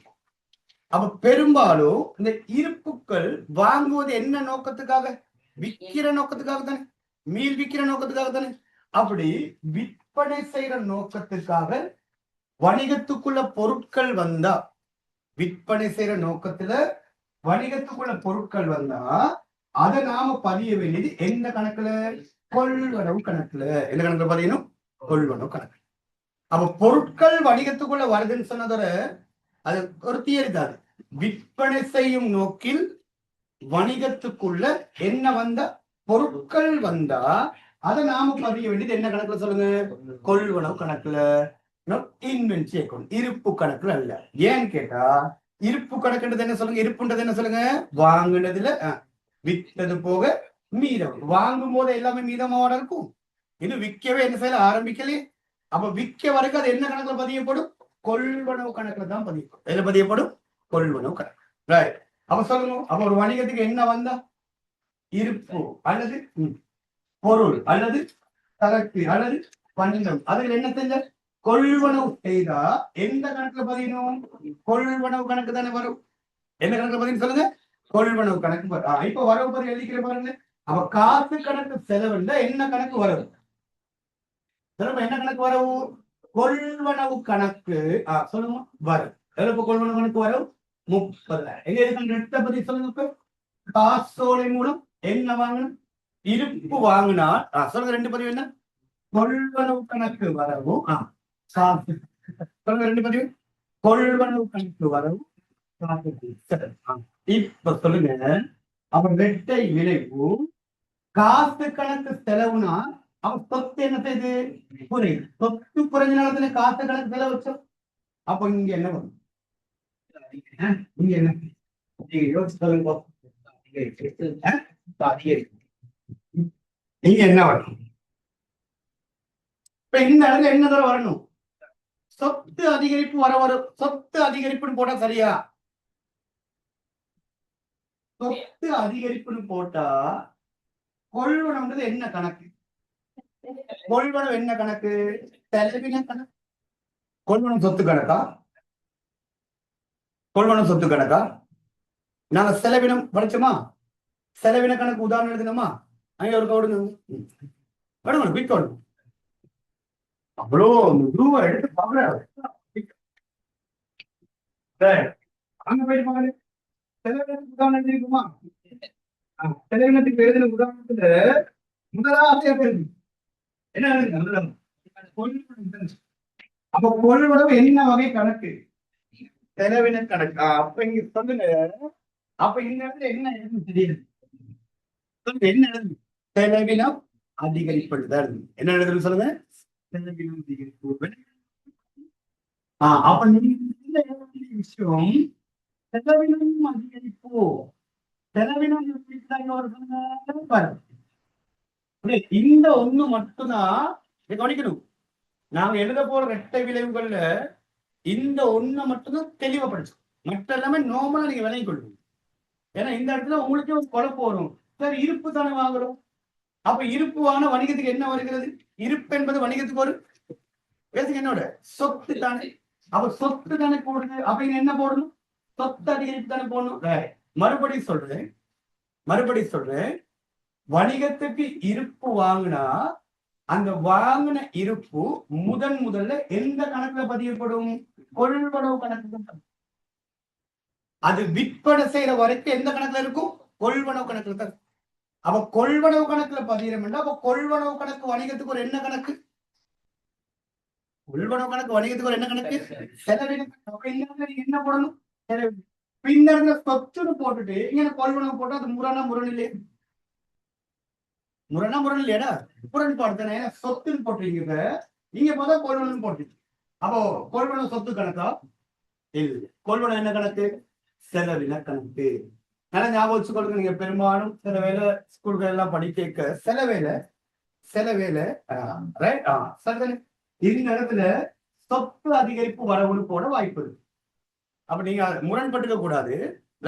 அதை எப்படி போடுவாங்கன்னா, நாங்க படிப்போம் கணக்கீட்டு சமன்பாடுன்னு ஒரு பத்தி. என்ன படிப்போம்? பிற்பாடு படிப்போம் கணக்கீட்டு சமன்பாடு. அந்த கணக்கீட்டு சமன்பாட்டுல இருப்புக்கள் வாங்கும் போது அந்த டைம்ல நம்ம அதை என்ன கூட்டுவோம்னா, இருப்பு வாங்கினா சொத்தை தான் கொடுப்போம். அதை பேஸ் பண்ணி சில வேலை பதிவு யோசிக்கலாம். நல்லா ஞாபகம் வச்சுக்கொள்ளுங்க. அந்த கணக்கீட்டு சமன்பாட்டுல வார பதிவெல்லாம் உடனடி பதிவுன்னு சொல்றது. உடனடி பதிவு அதெல்லாம் உடனே பண்ணிட்டு போறது. அதுல உண்மையிலேயே ஒரு முதன்மையேடோ ஏன்னா ஒரு பதிவு செய்யறதுக்கு முறையான இடம் அல்ல கணக்கீட்டு சமன்பாடு என்பது. பதிவுகள் செய்ய வேண்டிய முறையான இடம் பொது பேரேடு, மூலையேடுகள். இப்ப நாங்க இனி படிக்க போற விஷயங்கள். அப்ப கணக்கீட்டு சமன்பாடுல மட்டும்தான் நாங்க இருப்புக்களை வாங்கிக்க உடனே என்னத்தை கூட்டுவோம்? சொத்தை. அது அங்க. அப்ப நீங்க அதுல பதிகிறது வேறு, இரட்டை விளைவு எழுதும் போது பதிகிற பதிவு வேறு. அப்ப இரட்டை விளைவு பதியும் போது இருப்புக்கள் கொள்வனவு செய்தா சொல்லுங்க. ரெண்டு விளைவு. காசு கொடுத்து வாங்கினா சொல்லுங்க. ரெண்டு விளைவு. ஒன்று, காசு என்ற சொத்து என்னோட குறையுது. அப்ப சொத்து குறைவு எங்க வைப்போம்? செலவு. அடுத்து யோசிங்க. வணிகத்துக்கு என்ன வருது? இருப்பு வருது. இருப்பு வந்தா நான் சொன்னேன். இருப்பு, பொருள், சரக்கு, பண்டம் என்ன செஞ்சா? கொள்வனவு செஞ்சா அது எங்க பதியணும்? கொள்வனவு கணக்கு. நோட்டு பண்ணி வேற முடிச்சு எழுதி நோட்டு எழுதி கொடுங்க. என்ன எழுதிக்க பாருங்க, கொப்பில எழுதிக்கிட்டாலும் சரி, டியூட்ல மேல எழுதிக்கிட்டாலும் சரி. இன்னொரு பதிவு வரும். இன்னொரு பதிவு வரீங்கன்னு நான் இப்ப சொல்ல தரேன் சொல்லிட்டேன். இருப்பு பொருள் சரக்கு பண்டம், இருப்பு பொருள் சரக்கு பண்டம் கொள்வனவு செய்யும் போது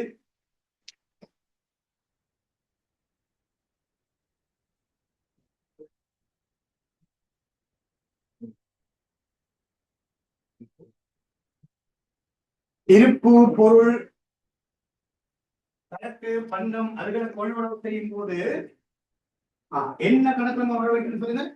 கொள்வனவு கணக்கில் வரவு வைக்க வேண்டும்.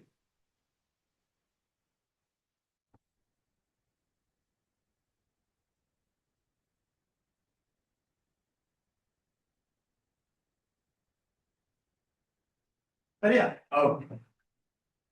கொள்வனவு கணக்கு. அப்ப இதுல ஒரு விஷயம் அழைக்கின்றது, விற்பனை செய்வதற்கான பொருள் வணிகத்துக்குள்ள வருதுன்னு சொன்னா அது பதிய வேண்டியது என்ன கணக்குல? கொள்வனவு கணக்கு. விற்பனை செய்வதற்கான பொருள்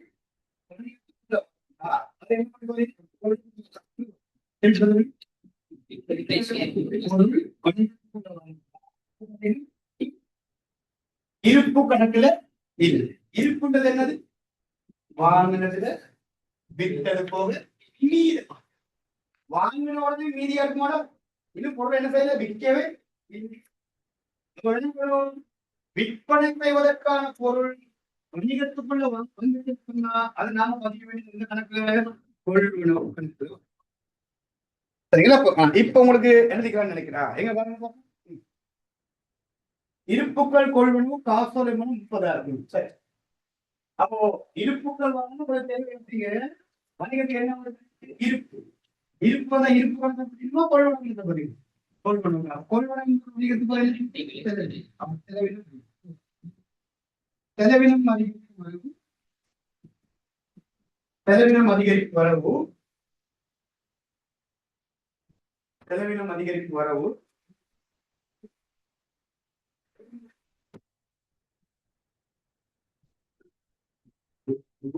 காப்பு என்றால் காப்புன்ற சொத்து குறையும்.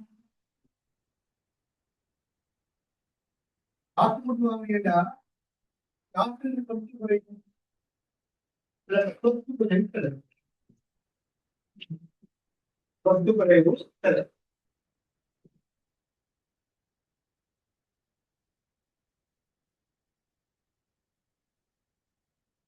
சொத்து குறைவு. ஓகேயா? தரம் 10 எல்லாம் படிக்க அதுகளை கூட இங்க என்ன செய்யறது இல்லை, சம்பந்தப்படுறது இல்லை. ஓகே, இப்ப இதேதான் நான் தரம் 10 படிக்க அவளுக்கு நான் சொத்து அதிகரிக்க முடியும். அது வேற, இது குழப்பிக்க கூடாது. அது அந்தந்த சந்தர்ப்பத்துக்கு ஏற்ப நாங்க வடிவம் படிச்சுக்கணும். நீ உயர்தரன்றது நிறைய விஷயங்கள் தரம் 10 படிக்கிற அக்கௌண்ட்ஸோட நிறைய விஷயங்கள் இங்க கிடையாது. அங்க இருக்க வங்கி கணக்கு இங்க இல்ல, அங்க இருக்க காசு இங்க இல்ல. ஓகே, நம்ம சொல்லுங்க. அவர் கொள்வனவு கணக்கு காசு கணக்கு காதலி.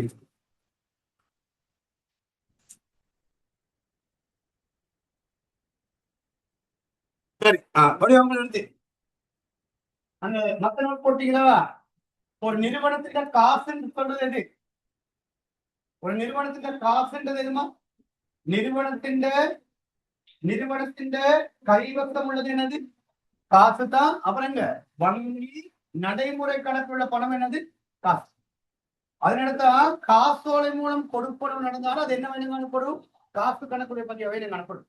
சரி, அதை நோட்டு போட்டு அதெல்லாம் முக்கியமான நோட்டு. அதெல்லாம் கரெக்டாக பேச அதை எழுதி ஒட்டி வச்சுக்கணும். அப்படி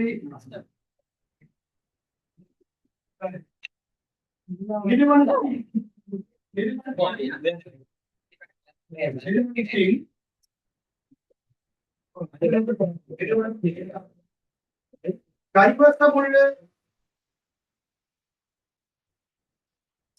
நிறுவனத்தின் கைவசம் காசும் நிறுவனத்தின் கைவசம் உள்ள காசும்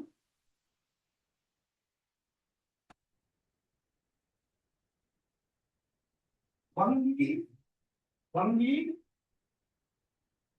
நடைமுறை கணக்கில் உள்ள நிறுவனத்தின் கைவசம் உள்ள காசும் வங்கி நடைமுறை கணக்கில் உள்ள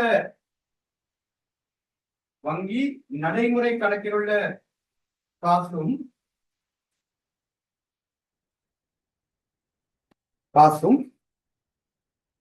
என்னவாக காணப்படுத்துங்க காசாகவே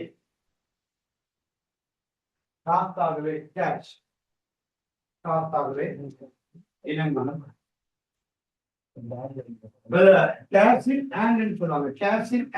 கைவசம் உள்ள காசு. கேஷ் இன் பேங்க் சொன்னா வங்கி கணக்கில் உள்ள காசு. அது ரெண்டுமே இப்ப நம்ம காசு. அடுத்து அஞ்சாவது பதிவாங்க. இருப்புக்கள் கொள்வனவு கடனுக்கு ரூபாய் 25,000. ஓகே, இங்க வாங்க போ. இருப்புக்கள் கொள்வனவு கடனுக்கு பொருள் வாங்க போறோம். சரி, யோசிச்சு பாருங்க எப்படி வருது சொல்லி. கடனுக்கு பொருள் வாங்க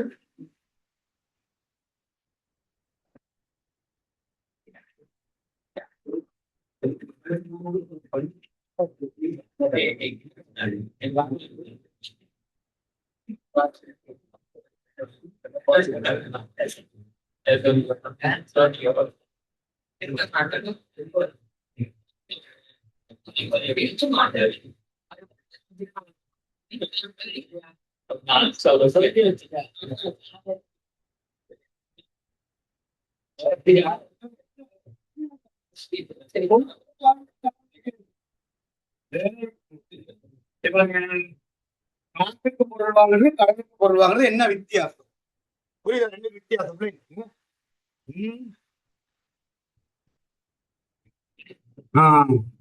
பெரியதால் குரூப் பாயமே எவ்வளவு ஐயா எவ்வளவு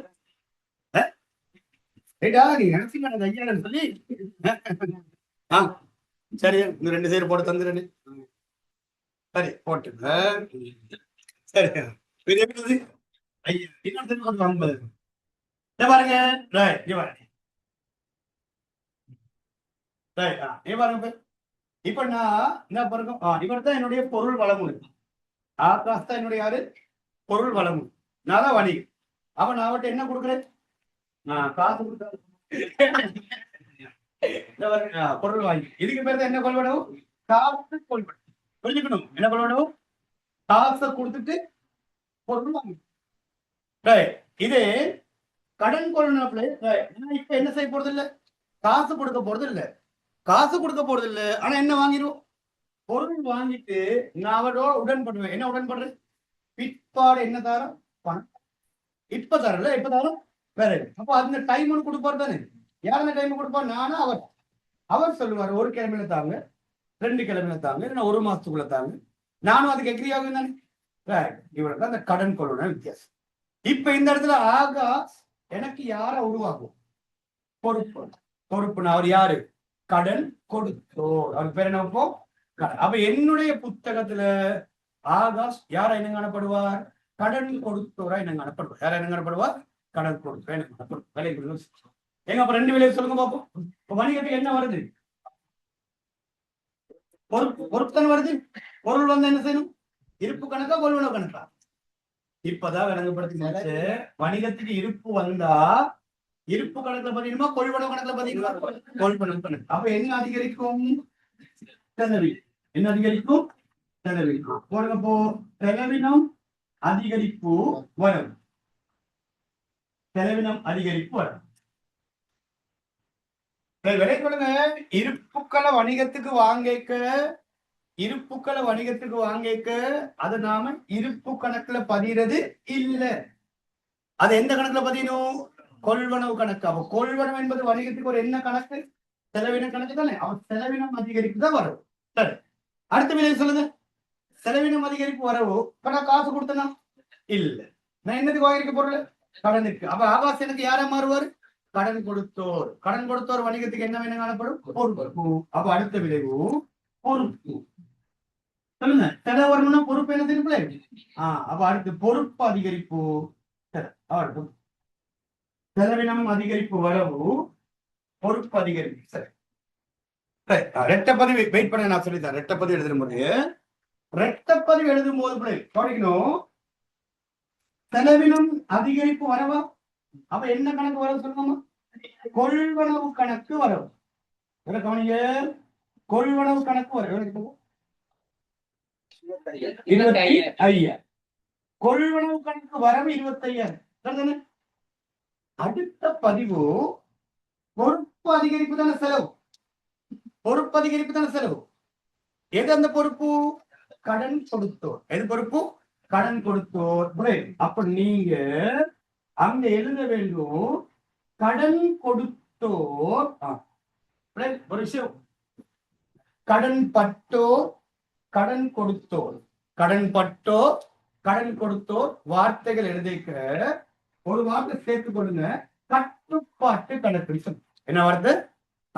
சார், ஏன் அப்படி ஒரு வார்த்தையை சேர்க்கணுன்றது காரணம் நான் அடுத்த வகுப்புல எழுதும்போது ஏன் அந்த வார்த்தையை சேர்க்கணும், முதல்ல அந்த வார்த்தையை சேர்த்து பழைய கொடுங்க. அவ கடன் கொடுத்தோர், கடன் பட்டோர் சொல்லும் போது கடன் கொடுத்தோர் கணக்கு, கடன் பட்டோர் கணக்கு சொன்னா தவறு. எப்படி சொல்லணும்? கடன் கொடுத்தோர் கட்டுப்பாட்டு கணக்கு, கடன் பட்டோர் கட்டுப்பாட்டு கணக்கு. என்ன சொல்லுங்க? கட்டுப்பாட்டு கணக்கு, கடன் பட்டோர் கட்டுப்பாட்டு. ஏன் இந்த கட்டுப்பாடு கணக்குன்ற வார்த்தை பயன்படுத்தணும்? காரணம் இருக்குமா இருக்காதா? நிச்சயம் காரணம் நான் உங்களுக்கு அடுத்த வகுப்புல எழுதப்படுத்துறேன். அந்த காரணம் என்ன சொல்லுங்க? அப்போ கடன் கொடுத்தோர் கட்டுப்பாட்டு கணக்கு. உங்களுக்கு பெரும்பாலான எழுத இடம் போதாம இருக்க கொஞ்சம் பேலன்ஸ் பண்ணி எழுதி. கடன் கொடுத்தோர் கட்டுப்பாட்டு கணக்கு, செலவு ரூபாய் 25,000. அவ கொள்வனவு கணக்கு வரவு, கடன் கொடுத்தோர் கட்டுப்பாட்டு கணக்கு, செலவு.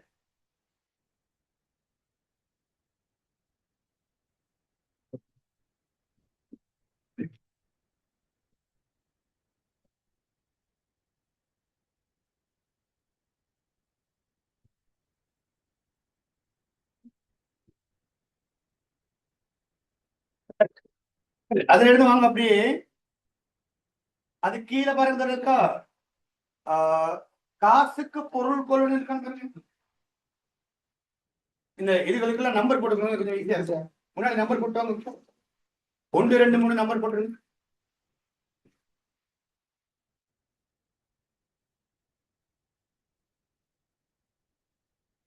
நம்பர் போட்டுக்கொள்ளுங்க, 1 2 3 நம்பர் போட்டுக்கோங்க.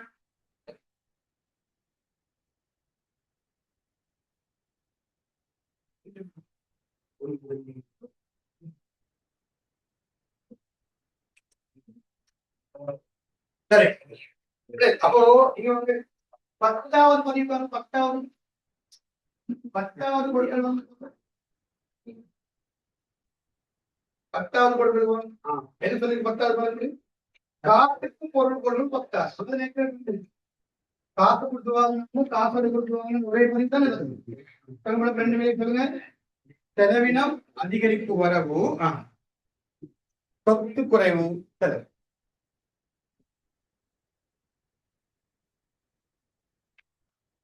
விலை கொடுங்க. மறுபடியும் சொல்றேன், இந்த இடத்துல நீங்க சில வேலை வேற எங்கேயாவது படிச்சு சொத்து அதிகரிப்பு வரவுன்னு போட்டா அடிப்படையில் இரட்டை வேவு எழுதும் போது அப்படி எழுதுறது தவறு. அது சொத்தை கூட்டணும், அது கணக்கிட்டு சமன்பாட்டை மட்டும், எங்க மட்டும் கணக்கிட்டு சமன்பாட்டை மட்டும் தான் இருப்ப வாங்கினா சொத்தை கூட்டுறது. ஏன்னா அங்க வாடுறதுதான் உடனடி பதிவு. மற்றபடி இரட்டை பதிவு முறைக்குள்ள நம்ம சரியா எழுதும் போது கொள்வனம் வணிகத்துறை என்ன கணக்கு, கொள்வனம் வணிகத்துறை என்ன கணக்கு, செலவின கணக்குனா அவர் செலவினம் அதிகரிப்பு வரவு, சொத்து குறைவு.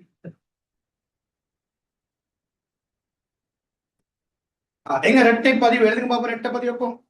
செலவினம் அதிகரிப்பு வரவெண்டா என்ன? அந்த செலவினம் கொள்வனவா? கொள்வனவு கணக்கு வரவு, கொள்வனவு கணக்கு வரவு சொல்லுங்க, காசு கணக்கு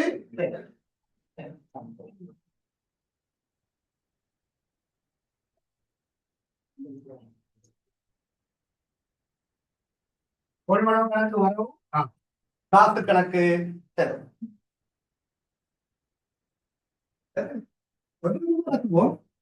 எல்லாத்தையும் ஒரே நாள் முடிச்சுட்டு போகணும்.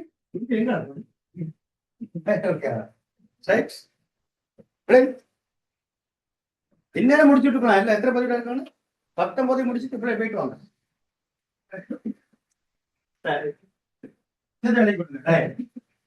அடுத்து அதுக்கு அப்படியே 11வது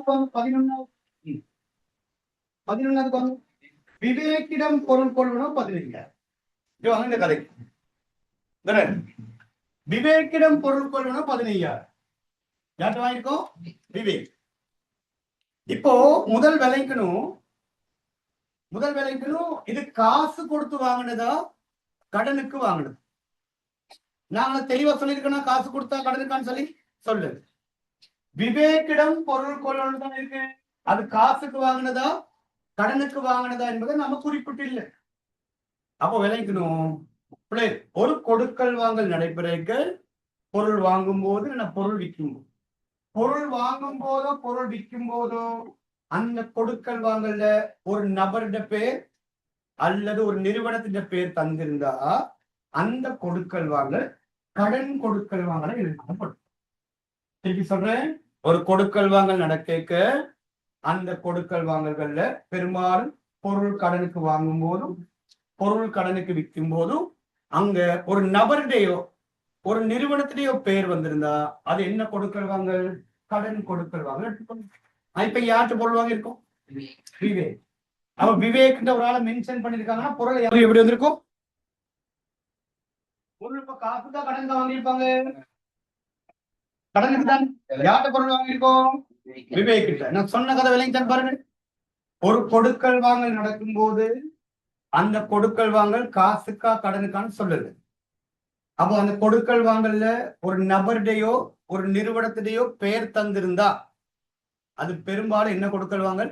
கடன். ஆகாஷ் கிட்ட பொருள் வாங்கியிருக்கு. காசுக்கா கடனுக்கா? சொல்லுங்க. கடனுக்கு. ஆகாஷிடம் காசு கொடுத்து பொருள் வாங்கியிருக்கேன். இது என்னது? காசு. ஏன்னா தெளிவாங்க என்ன சொல்லிருக்கு? எதுவுமே சொல்லலைன்னா ஒரு நபருடையோ ஒரு நிறுவனத்திலேயோ பெயர் தந்திருந்தா அது என்ன கொடுக்கல் வாங்க சொல்லுங்க? என்ன சொல்லுங்க. அப்ப இது என்ன வார்த்தை சொல்லுங்க? விவேக்கிடம் என்ன வாங்கிருக்குமா? விவேக்கிடம் பொருள் கொள்வன். அப்ப விவேக்கிட்ட பொருள் வாங்கியிருக்கோம்னு சொன்னா விவேக்கிட்ட பொருள் வாங்கியிருக்கோம்னு சொன்னா கடனா பார்க்கணுமா காசா பார்க்கணுமா? கடன் கொடுக்கணும். அப்ப அதேதான். அப்ப என்ன அதிகரிப்பு? செலவினம் அதிகரிப்பு வரும். சொல்லுங்க. பொறுப்பு அதிகரிப்பு செலவு. செலவினம் அதிகரிப்பு வரவும் பொறுப்பு அதிகரிப்பு செலவு.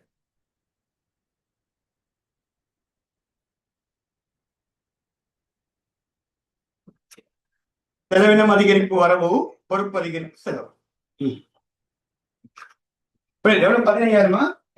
15.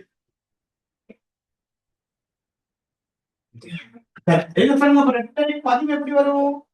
இரட்டை பதிவு எப்படி வரும் சொல்லுங்க. செலவினம் அதிகரிப்பு வர வேண்டாம். கொள்வனவு கணக்கு வரும். கொள்வனவு கணக்கு வரவு இங்க ஒரு குழப்பம் ஒரு சார். கொள்வனவு கணக்கு வரவு சரி. பொறுப்பு அதிகரிப்பு செலவு தானே. இப்ப நீங்க கேட்கலாம், சரி இப்ப நாம இந்த இடத்துல விவேக் கணக்கு போட்டா சரியா? என்ன கணக்கு? இப்ப யாரு கடன் கொடுத்தோம்? யாரா கடன் கொடுத்தோம்?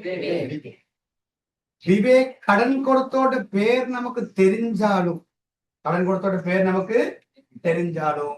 நீங்க அந்த பொதுவான வார்த்தை தான் பயன்படுத்தணும். ஏன்னா அந்த பொதுவான வார்த்தை கடன் கொடுத்தோம் கட்டுப்பாடு கணக்கு. அப்ப 2 கேள்விக்கான பதில் நான் இன்னும் உங்களுக்கு சொல்லல. ஏன் அந்த நபருடைய பேரை பாவிக்க கூடாது? அடுத்து ஏன் என்ன வார்த்தை பாவிக்கிறோம்? கட்டுப்பாடு கணக்கு. அந்த 2த்துக்குமான பதில் நான் உங்களுக்கு அடுத்த வகுப்புல தரேன். ஒரு ட்விஸ்டோட முடிப்போம். சரி, ஏன் நபருடைய பேரை பாவிக்க கூடாது, ஏன் கட்டுப்பாடு கணக்கு வார்த்தை பாவிக்க?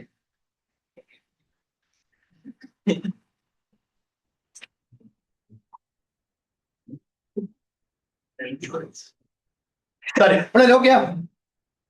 அடுத்து வாங்க 12வது எழுதுங்க. 12வது நீங்களே எழுதுங்க.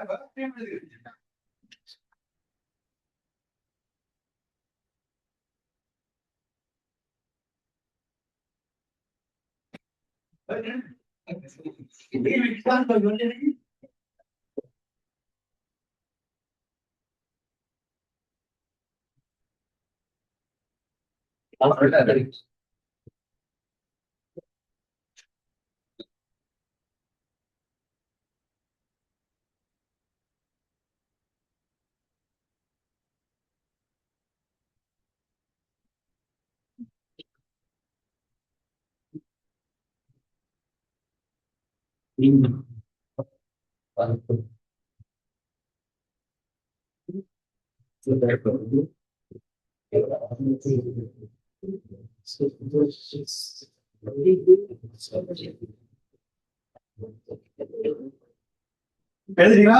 எழுதுங்க. செலவினம் அதிகரிப்பு வரவு 10 குறைப்பு. சாதாரணமா தான் வாங்கிக்கணும். அப்ப ரெண்டு பத்தி வரவு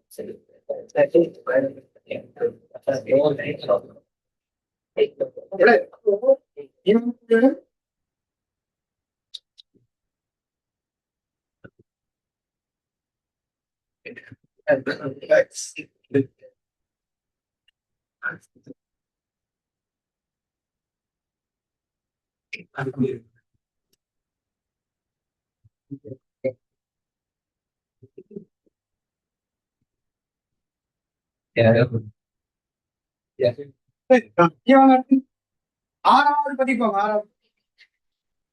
ஆறாவது பதிப்பாங்க. ஆறாவது பதிப்பாங்க. என்ன ஆறாவது பதிவு? செலுத்திய மின் கட்டணம்.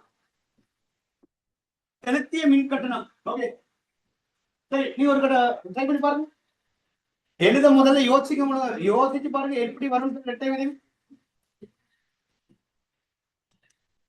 செலுத்திய மின் கட்டணம் எவ்வளவு? 5000.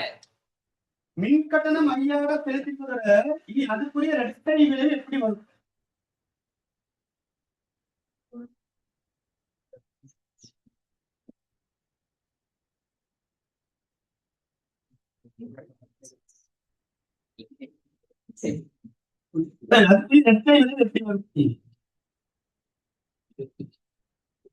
எப்பவுமே ஒரு வினாவுக்கு பதில் இலகுவா இருக்கிற ஒரு முறை தெரிஞ்ச பதிவெண் செய்யும் மைண்ட்ல வச்சு. சரி, இப்போ மின் கட்டணம் செலுத்திருக்கோம். எவ்வளவு? 5000. யோசிச்சு பாரு. செலுத்தினோம்னா என்ன செலுத்திருக்கோம்? அப்போ ஒரு விலை நமக்கு தெரியுமா? காப்பின் சொத்து குறைவு. சொத்து குறைஞ்ச பதிவும் சரி. அப்ப நம்ம 50% சரி. என்ன 50%? சொத்து சொத்து அதிகரிப்புன்னு போடுவோமா?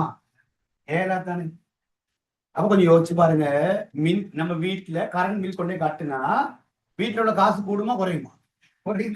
காசு என்ன சொத்து குறையும். அப்போ சொத்து குறைஞ்சங்க வைப்போம்.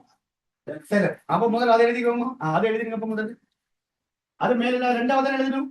அப்ப ரெண்டாவது எழுதிருங்க. சொத்து குறைவு. சொத்து குறைவு எங்க போய் வரும்? வரவா செலவா? செலவு. அப்ப ஒரு பதிவு தான். சொத்து குறைவு செலவு சரி. இப்ப அடுத்த பதிவு பார்த்தீங்க. அடுத்த பதிவு என்ன வரணும்? சரி, இப்ப இங்க நிச்சயம் என்ன பதிவு வரணும்? வரவு தானே வரணும். நிச்சயம் என்ன வரணும்? என்ன வரும்? வரவு. செலவினம் குறைவுன்னு போடணுமா? செலவினம் குறைவுன்னு இங்க வரணும். வேற வழி இல்லை. வேற பாருங்க. இப்ப நீங்களே இப்ப உங்களுக்கு கவனிங்க. அது எப்படி சார் செலவினம்? அது எப்படி சார் செலவினம் குறையும்? இல்ல, அது எப்படி சார் செலவினம் அதிகம்? இப்ப இங்க வர வேண்டிய வார்த்தை என்ன வந்தாலும் செலவினம் என்ன வந்தாலும் அதிகரிப்புதான் வந்தாகும். ஆனா இதை உங்களால ஏற்றுக்கொள்ள முடியாது. மின் கட்டணத்துக்கு பணம் செலுத்தினா செலவினம் என்ன செய்யும்? குறையும். நல்லா கவனிச்சுக்கோங்க. சரி, விளங்கப்படுத்த பார்த்துக்கோ. செலவினம் பணம் செலுத்தினா பிள்ளைகள் செலவினது என்ன? வணிகத்துல வளம் என்ன செஞ்சா பயன்படுத்தினா அங்க என்ன உருவாகும்? செலவினம் உருவாகும். சரி, நான் ஒரு இலகுவான உதாரணம் சொல்றேன். இப்ப எத்தனை மாதம் நம்ம கிளாஸ்க்கு வந்து கிட்டத்தட்ட 4 மாதம் கிட்ட ஆகும் போது 4ஆம் மாசம் தொடங்க நம்ம கிளாஸ். அப்ப ஏப்ரல், மே, ஜூன், ஜூலை, இப்ப இந்த எத்தனாவது மாதம் போகுது? 5வது மாசம் போகுது. சரி, இங்க கவனிங்க. இப்போ வீட்டுல உங்களுக்கு கிளாஸ் பீஸ் எல்லாம் கொடுத்து விடுவாங்க தானே? கிளாஸ் பீஸ் கொடுக்கறது உங்க வீட்டுக்கு செலவு இல்லையா? ஒவ்வொரு மாதம் கொடுக்குறாங்க. ஏதாச்சும் ஒன்று சொல்லுங்க. வீட்டுல ஒரே வார்த்தை சொல்லுவாங்க, உனக்கு இது வரைக்கும் இவ்வளவு தொகை என்ன செஞ்சிருக்கேன், கிளாஸ் பீஸ்க்கு செலவழிச்சிருக்கேன்னு சொல்லுவாங்க. இல்லையா? 4 மாசம், ஒரு மாசத்துக்கு இவ்வளவு படி 4 மாசம் செலவழிச்சிருக்கேன். அப்ப நீங்க என்ன விளைவிக்கணும்? அதுல இருந்து செலவினம் செய்ய செய்ய செலவினம் கூடுமா, செலவினம் குறையுமா? செலவினம் செய்ய செய்ய கூடும். இப்போ இது எத்தனாவது மாசம்? 8வது மாசம். ஜனவரி மாதம் கரண்ட் பில் வந்திருக்குமா? வந்துடும். பிப்ரவரிக்கும் மார்ச்சுக்கும் அப்போ இது வரைக்கும் எத்தனை மாசம் பில் வந்திருக்கும்? இது 8வது மாசமே. எத்தனை மாசம்? 7 மாசம் பில் வந்திருக்கு. ஒவ்வொரு மாத பில்லுக்கும் வீட்டுல காசு கட்டுவாங்க சொல்லுவாங்க. 7 மாசத்துக்கு வீட்டை சொல்றாரு அப்பா, கரண்ட் பில்லுக்கு மட்டும் 45,000 கட்டிருக்கு. கரண்ட் பில்லுக்கு மட்டும் எவ்வளவு கட்டிருக்கோம்? அப்ப இது என்ன விளைக்குது? செலவினம் வர வர வர என்ன செஞ்சு வரும்? கூடிட்டு தான் வருமே தவிர என்ன செய்யாது. நல்லா கவனிச்சு கொடுங்க. செலவினத்துக்கு பணம் செலுத்தினா காசு தான் குறையும். என்ன குறையும்? காசு தான் குறையுமே தவிர செலவினம் என்ன செய்யும்? செலவினம் என்ன செய்யுது? ஒரு நிறுவனத்துல ஊழியரை வேலைக்கு எடுத்தாங்க. ஒரு மாசத்துக்கு சம்பளம் 1 லட்சம் ரூபாய். எவ்வளவு ஊழியருக்கு சம்பளம்? 1 லட்சம் ரூபாய் ஒரு மாத சம்பளம். வேலை கொடுங்க. ஜனவரி மாதம் சம்பளம் 1 லட்சம் கொடுத்தாச்சு. செலவினம் இல்லாம போயிடுச்சா? இல்ல, செலவினம் உருவாகுது. எவ்வளவு? 1 லட்சம் ரூபாய். 2வது மாத சம்பளம் 1 லட்சம் கொடுத்துட்டோம். இப்ப எவ்வளவு செலவினம் உருவாகி இருக்கு? 2 லட்சம் ரூபாய். 3வது மாத சம்பளம் 1 லட்சம் கொடுத்தாச்சு. எவ்வளவு செலவினம் உருவாகுது? 3 லட்சம் ரூபாய். அப்போ ஒவ்வொரு மாதமும் ஊழியருக்கு சம்பளம் கொடுக்க கொடுக்க கொடுக்க காசுன்ற சொத்து என்ன செய்யும்? குறைஞ்சி மறுபக்கம் என்ன உருவாகும்? மறுபக்கம் என்ன உருவாகும்? செலவின வர வர வர என்ன செய்யும்? கூடிட்டு வரும். நான் ஒரு வருஷம் அப்படியே ஒரு ரெண்டுக்கு இருந்தேன் ஒரு வாடகை வீட்டுல. ஒரு மாசத்துக்கு 15,000 வாடகை. 10 மாசம் நான் அந்த வீட்டுல வாடகை இருக்குன்னா எவ்வளவு வாடகை கொடுத்துருப்பேன் சொல்லுங்க? 1.5. இப்ப இந்த 1.5 லட்சம் எனக்கு செலவினமா செலவில்லை? செலவினமா செலவில்லையா? செலவில்லை. அப்ப நீங்க கேட்கலாம், சார் அப்ப செலவினம் குறைஞ்சிச்சா? இல்ல, செலவினம் இன்னொரு 1 வருஷம் நான் இருக்க போறேன்னா இன்னும் செலவினம் கூடத்தான் போகுது. அப்ப விலை கொள்ளுங்க. இது நிறைய பேர் தவறா புரிஞ்சுக்கிறது. செலவினத்துக்கு பணம் செலுத்தினா செலவினம் குறையும் சொல்லி. நல்லா கவனிச்சுக்கோ. செலவினத்துக்கு பணம் செலுத்தினா என்ன குறையும்? காசு தான் குறையும். மற்ற பக்கம் செலவினம் வர வர வர கூடிக்கிட்டு தான் வரும். இங்க பாருங்க, நான் இந்த மாக்க பெண் வாங்க வாங்க வாங்க எனக்கு செலவு கூடுமா குறையுமா? கூடுதான். மற்ற பக்கம் காசு என்ன செய்யும்? குறையும். விஷயம். இப்ப சொல்லுங்க, செலவினத்துக்கு பணம் செலுத்தினா செலவினம் கூடுமா குறையுமா? செலவினம். இப்ப நான் அந்த பைக்குக்கெல்லாம் இன்சூரன்ஸ் கட்டணும். காப்புறுதி கேள்விப்பட்டீங்களா? இன்சூரன்ஸ் பெரும்பாலும் மாசம் மாசம் கட்டணும். ஆனா நம்ம வருஷத்துக்கு ஒரு கட்டணம் கட்டுவோம். கிட்டத்தட்ட 2014 இருந்து பைக் பாவிக்கிறோம். கிட்டத்தட்ட 12 வருஷத்துக்கு மேல இப்ப பைக் பாவிச்சுட்டு வரோம். இன்சூரன்ஸுக்கு மட்டுமே கிட்டத்தட்ட ஒரு 2-3 லட்சம் ரூபாய் கட்டிடும். அப்ப இது எனக்கு ஒரு செலவினம் இல்லையா? செலவினம். அப்ப விலை கொள்ளுங்க. கரண்ட் பில் கவனிக்கணும். கரண்ட் பில் செலுத்த செலுத்த, மின் கட்டணம் செலுத்த செலுத்த என்ன குறையும்? காசு தான் குறையும். என்ன கூடும்? செலவினம் வர வர என்ன செய்யும்? ஒருபோதும் செலவினத்துக்கு பணம் செலுத்தினா செலவினம் என்ன செய்யாது? செலவினத்துக்கு பணம் செலுத்தினா செலவினம் குறையாது. செலவினம் வர வர செலவினம் என்ன வரைவிலக்கணம் படிச்சோம்? வளம் பயன்படுத்தினாங்க என்ன உருவாகும்? செலவினம். ஒவ்வொரு மாதமும் மின்சாரம் என்ற வளத்தை பயன்படுத்தினா மின் கட்டணம் வரத்தான் போகுது, பில் வரத்தான் போகுது. நீ பணம் கொடுத்தாலும் அது செலவு தான். பணம் கொடுக்காட்டி அது என்னது? செலவினம். இப்ப சொல்லுங்க விலை. அப்ப மின் கட்டணத்துக்கு பணம் செலுத்தினா என்ன உருவாகும்? செலவினம் உருவாகுமா? அப்ப செலவினம் அதிகரிப்பு வரவும். அடுத்து காசு கொடுத்தாச்சா? காசு கொடுத்தாச்சு? கொடுத்தாச்சு. அதே மாதிரி சொத்து குறையுது. அவ சொத்து குறைஞ்சங்க போவோம். நீ கேட்கலாம், சார் இந்த செலவினம் அதிகரிச்சா உரிமை என்ன செய்யும்? குறையும் தானே சொல்லி இங்க உரிமை குறைவுன்னு சொல்லி போட்டா அது தவறான்னு சொல்லி கேட்டா பிள்ளைங்க அது தவறு இல்லை. ஆனா விஷயம் என்னன்னா, நம்ம நிதி கூட்டின மூலங்கள் எத்தனை இருக்கு? 5. அந்த 5ஐ வச்சுக்கிட்டு தான் இரட்டை விலை விடுது. அந்த 5ஐ வச்சுதான் இருக்கு. அப்ப மின் கட்டணம் என்பது வணிகத்துக்கு ஒரு என்ன விலை? செலவு. மின் கட்டணம் வணிகத்துக்கு ஒரு செலவு. கரண்ட் பில் வந்தா வணிகத்துக்கு செலவினம் கூடுமா செலவினம் குறையுமா? செலவினம் கூடும். அதுக்கு பணம் செலுத்தினா என்ன குறையும்? சொத்து தான் குறையும். என்ன குறையும் சொல்லுங்க? பணம் செலுத்தாட்டி. கரண்ட் பில் 5000 வந்துருச்சு, இன்னும் பணம் செலுத்தல, இப்ப செலவு இல்லைன்னு அர்த்தமா? கொடுக்க மாட்டீங்க, எங்களுக்கு செலவில்லையே, இந்த மாசம் கொடுக்காட்டி அடுத்த மாசம் சேர்த்து கொடுக்கும். பொறுப்பா உருவாகும். ஒரு செலவினத்துக்கு பணம் செலுத்தாட்டி அது என்ன உருவாகும்? பொறுப்பா உருவாகும். நாங்க படிச்சிருக்கிறது பேர் சென்மதி செலவு. ஞாபகம் அந்த வார்த்தை என்னது? இப்ப செலவினத்துக்கு பணம் செலுத்தியாச்சா செலுத்தலையா? செலுத்தியாச்சு. அப்ப செலவினம் அதிகரிப்பு, சொத்து குறைக்கும். சொல்லுங்க பதிவு. என்னடா அந்த செலவினம்? மின் கட்டணம். அப்ப என்ன கணக்கு வரவு? மின் கட்டண கணக்கு வரவு. என்ன கணக்கு? செலவு காசு கணக்கு. சொல்லுங்க எவ்வளவு தொகை? 5000. மின் கட்டண கணக்கு வரவு காசு கணக்கு. சரியா? சரி, ஓகே. ஏதாச்சும் குழப்பமா இருந்தா என்னோட பர்சனல் கேள்வி. அவ்வளவு இஷ்டம். சொல்யூஷன் அதுதான். பக்கத்துல ஃப்ரெண்டு கிட்ட சொல்றதும், வீட்டுல போயிட்டு அம்மா கூட சொல்றதும், அம்மா இன்னைக்கு படிச்சாரு எனக்கு கொஞ்சம் புரியல, அப்படியா?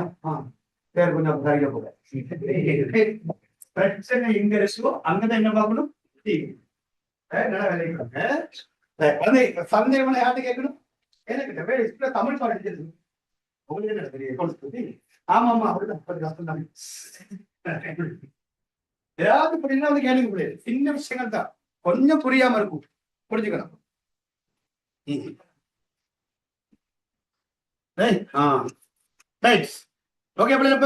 முடிய போது ரெட்ட பதிவு. என்ன பாருங்க, இப்ப ஒவ்வொன்னா பதிவை பார்த்துட்டு அடுத்து நிறைய பயிற்சி நீங்க தான் சுயமா செய்யதான் இருக்கு. எங்க அது கீழே என்ன சொல்லுங்க. இப்போ எத்தனாவது பார்த்தோம்? 6வதா? 6வது பார்த்தோம். அப்ப 7வது நீங்க ட்ரை பண்ணுங்க. 7வது நீங்க ட்ரை பண்ணுங்க. என்ன மாதிரி வரும்? செலுத்திய காப்புறுதி கட்டணம். நீங்க காப்புறுதி கட்டணம் வணிகம் சேர்ந்தது கட்டணம் என்று வந்தாவே அது வணிகத்துக்கு பெருமானும். அப்ப இதே மாதிரி வரும். கோப்பி அதுக்கு தொகையை செய்ய கொடுத்தாங்க.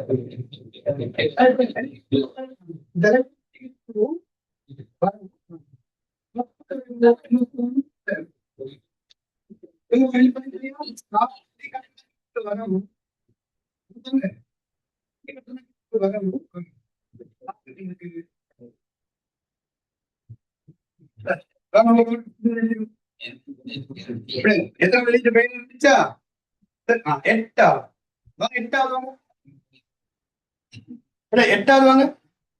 கடன் கொடுத்தவருக்கு செலுத்திய காப்புகளை 20,000. சரி, நான் சொல்ல பொருள் நீங்க ஒரு யோசிச்சு பண்றீங்க. நீங்க ஒரு கத்திக்கு படி கொடுங்க. எப்படி யாருக்கு கொடுத்தது ஈஸியா எடுத்துக்கணும். சொத்தனதை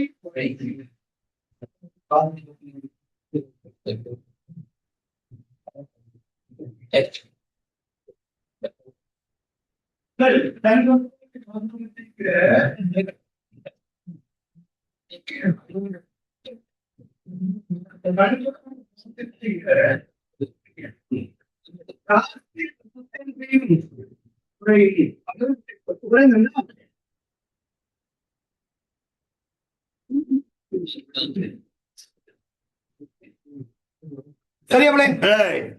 நான் முதல்ல ஆகாஷ் கிட்ட பொருள் வாங்கினேன் 50,000க்கு கதை எனக்கு ஆகாஷ் யாரு பொறுப்பு இப்ப நான் அவருக்கு கடன் என்ன செய்ய போறேன் பிடிக்க போறேன் அப்படி சரி இப்ப கவனிச்சு இப்ப என்கிட்ட இருந்து காசு வந்துச்சா போனுச்சா அப்ப சொத்து என்ன செய்யுது குறையுது அப்ப சொத்து குறைஞ்ச எங்க பதிவோம் ஒன்னும் யோசிக்கடா சரி இனி ஆகாஷ்க்கு நான் பணம் கொடுக்கறக்கா இவ்வளவு காலம் ஆகாஷ் எனக்கு ஒரு பொறுப்பு தானே இனி அந்த பொறுப்பு அவ பொறுப்பு என்ன செய்யும் ரெண்டு வேலையும் சொத்தும் குறையும் பொறுப்பு குறையும் எதை முதல்ல எழுதணும் அதை நீங்க தான் யோசிக்கணும் முதல்ல வரவு தானே எழுதணும் அப்ப எது வரவு பதிவு சொத்து குறையுதா பொறுப்பு குறையுது பொறுப்பு குறைவு தானே வரவு சொத்தும் குறையுது பொறுப்பும் குறையுது பொறுப்பும் குறைஞ்சா பொறுப்பு குறைஞ்சா வரவு சொத்து குறைஞ்சீங்க பொறுப்பு குறைவு பொறுப்பு குறைவு வரவு சொத்து குறைவு பொறுப்பு குறைவு பொறுப்பு கடன் கொடுத்தோர் எந்த பொறுப்பு கடன் கொடுத்தோர் கடன் கொடுத்தோர் கடன் கொடுத்தோர் கட்டுப்பாட்டு கணக்கு வரும் காசு கணக்கு செலவு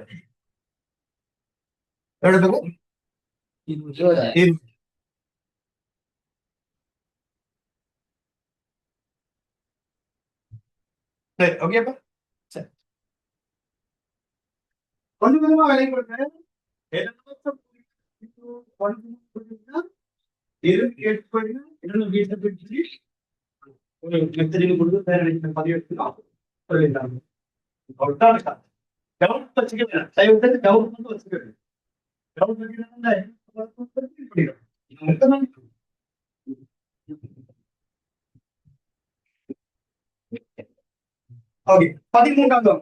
பதிமூன்றாம்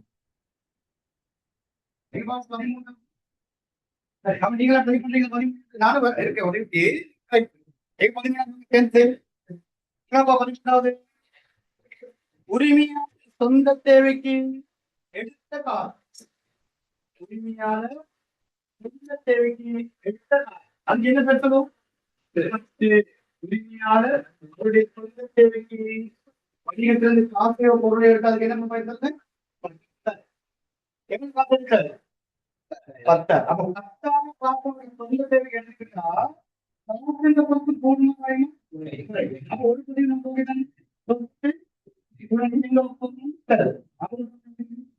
அப்ப ரெண்டாவது வருது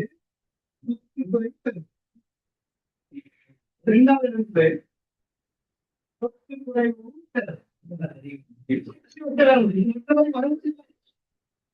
இப்ப சொல்லுங்க என்பது என்னது வணிகத்துக்கு செலவினமா 10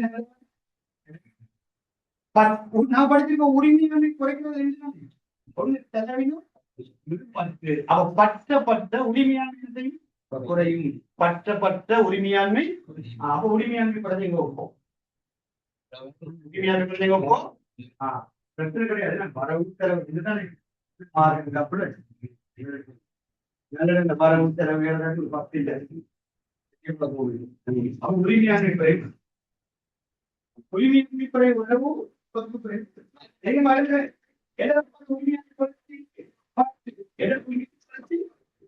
அப்ப என்ன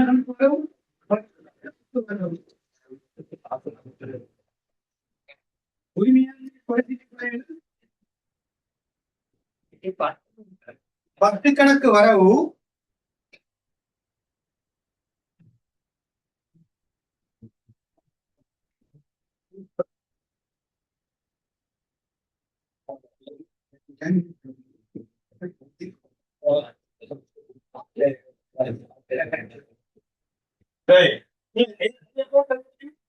பத்து கணக்கு வரவு பத்து கணக்கு வரவு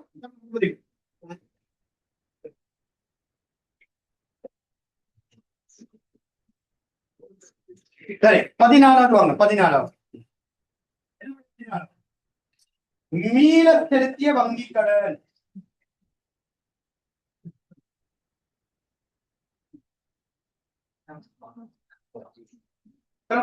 மீள செலுத்திய வங்கி கடன் யோசிப்போமா வங்கியில எடுத்த கடனை திருப்பி செலுத்துறீங்க வங்கியில எடுத்த கடனை திருப்பி செலுத்துறீங்க திருப்பி செலுத்தினா காசு வருமா போகும் காசுல சொத்து அப்ப ஒரு பதிவு சொத்து குறைவை நோக்கம் ஒரு பதிவும் சொத்து குறைவும் இப்ப அடுத்த பதிவு எப்படிங்க இந்த காசு எந்த வங்கிகளுக்கு கொடுக்க கடை எடுத்த அப்ப எடுத்த கடனை மீத செலுத்தினான் பொறுப்பெடுத்து பொறுப்பு எடுத்த கடனை மீத செலுத்தினா பொறுப்பு குறைவு பொறுப்பு குறைஞ்ச வரவு தானே எது அந்த பொறுப்பு வங்கி கடன் அப்ப என்ன கணக்கு வரவு வங்கி கடன் கணக்கு வரவு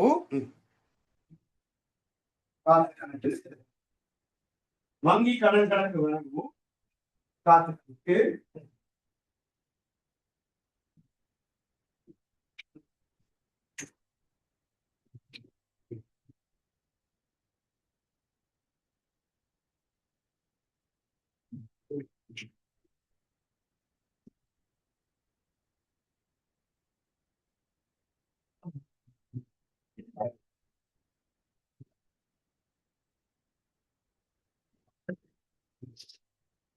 அடுத்து 17வது பாருங்க 17வது பதிவு பாருங்க ஆனா கடனுக்குன்னு இருக்கா அதோட வெற்றி பொறுத்து 17வது கடனுக்கு வெற்றி காப்புக்கு 17வது கடனுக்கு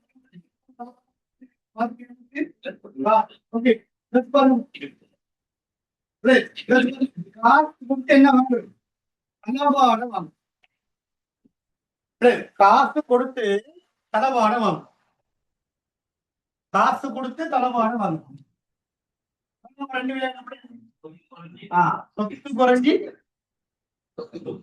சரி என்ன கொடுக்குறோம் காசு கொடுத்துட்டு தளவாட வாங்குறோமா சரி நம்ம உங்களுக்கு கவனிக்கணும் அவன் என்னத்தை கொடுக்குற சொல்லுங்க காசு அவன் காசுக்கு சொத்து குறையும் அப்ப ஒரு பதிவு சொத்து குறையும் எங்க போகும் அடுத்து பதிவு வச்சுங்க இப்ப என்ன வாங்குறதுக்கு பதிலா தளவாடம் இப்ப தளவாடம் என்பது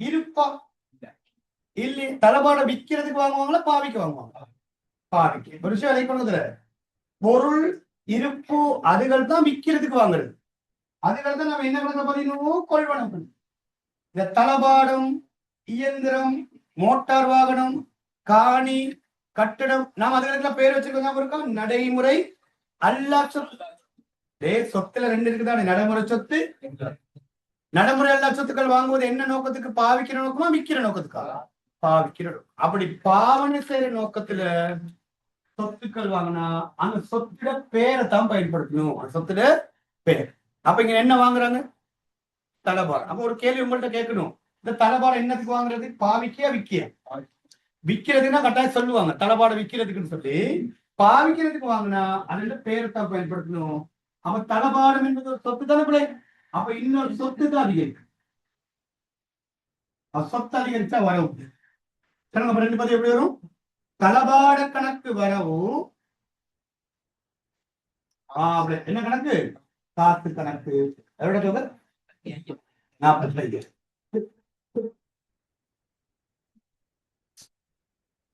தளவாட கணக்கு வரவு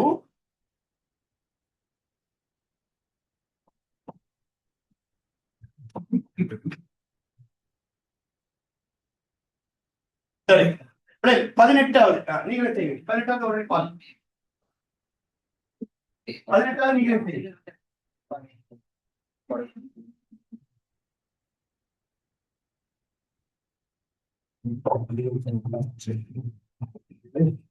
சரி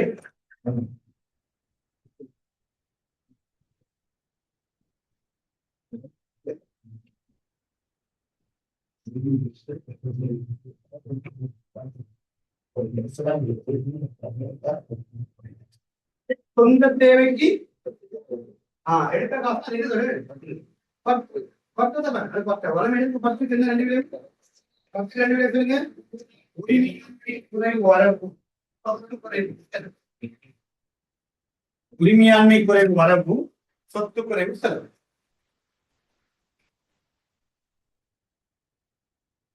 உரிமையாண்மை குறைவு வரவு சொத்து குறைவு செலவு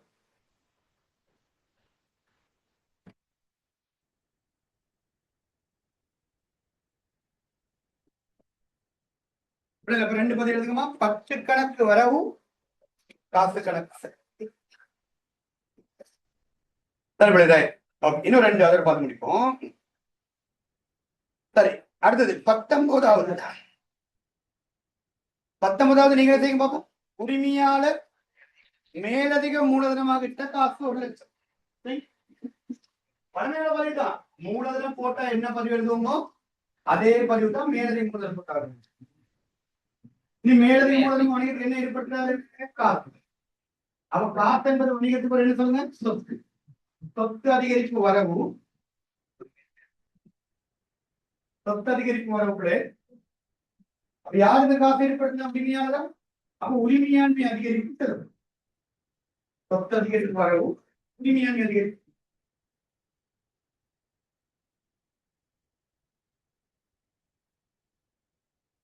சொத்து அதிகரிப்பு வரவுகளில் உரிமையின்மை அதிகரிப்பு செலவு பதிவினி வளமையான பதிவு தான் என்ன கணக்கு வரவு காசு கணக்கு வரவு மூலதன கணக்கு மேலதிக மூலதன கணக்கு திறக்காதீங்க மூலதன தான் பதிவு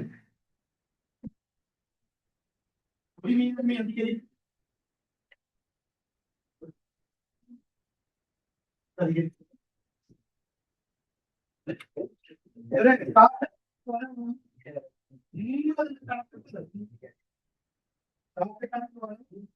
கணக்கு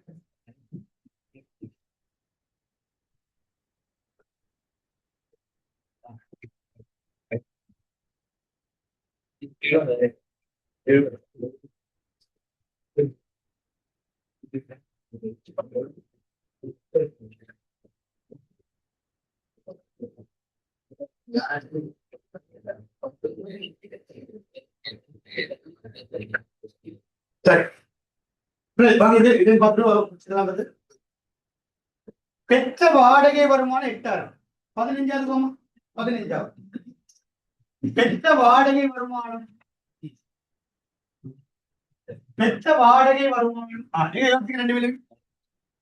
வாடகை வருமானமா காசு தானே கிடைக்கும்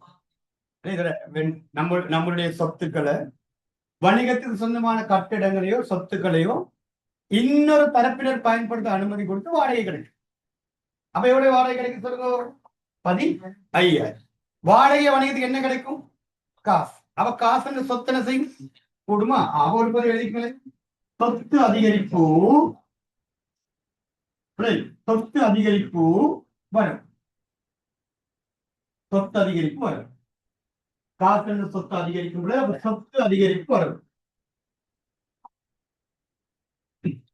அடுத்த பதிவு சொத்து அதிகரிப்பு வரவு சரி அடுத்தது வாடகை வருமானம் தானே வாடகை வருமானம் தானே வாடகை வருமானம் வணிகத்துக்கு ஒரு என்ன கணக்கு வருமான கணக்கு வாடகை வருமானம் வணிகத்துக்கு ஒரு இப்ப சொல்லுங்க அடுத்த நிச்சயம் என்ன வரும் வருமானம் என்ன வரும் செலவல்ல வருமானம் என்ன வரும் அதிகரிப்பு வருமானம் அதிகம் சரி அப்படியே வருமானம் அதிகம்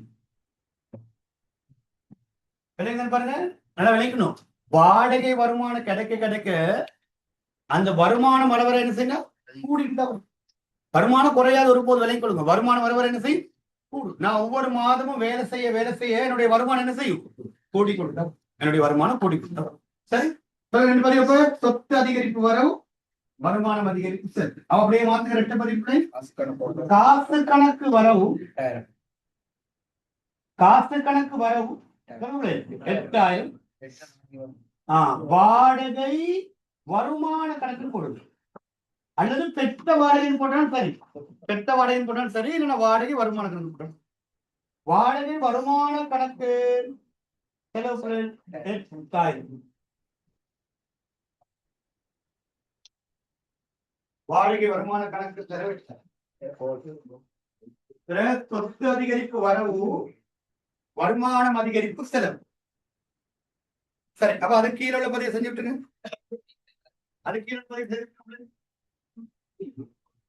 16வது கிடைத்த தரகு வருமானம் அதே மாதிரி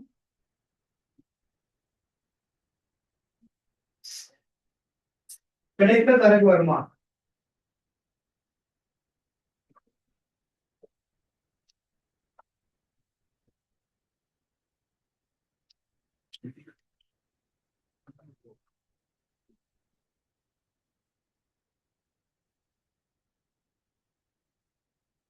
சொத்து அதிகரிப்பு வரவு வருமானம் அதிகரிப்பு செலவு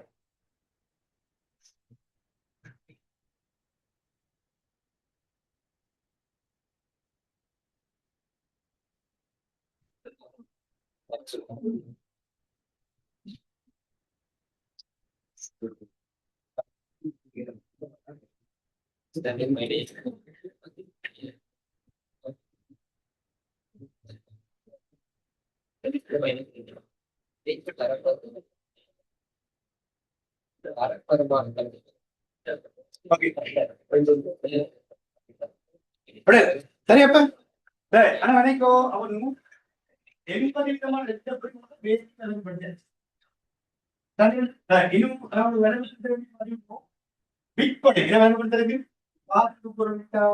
இன்னும் பொருள்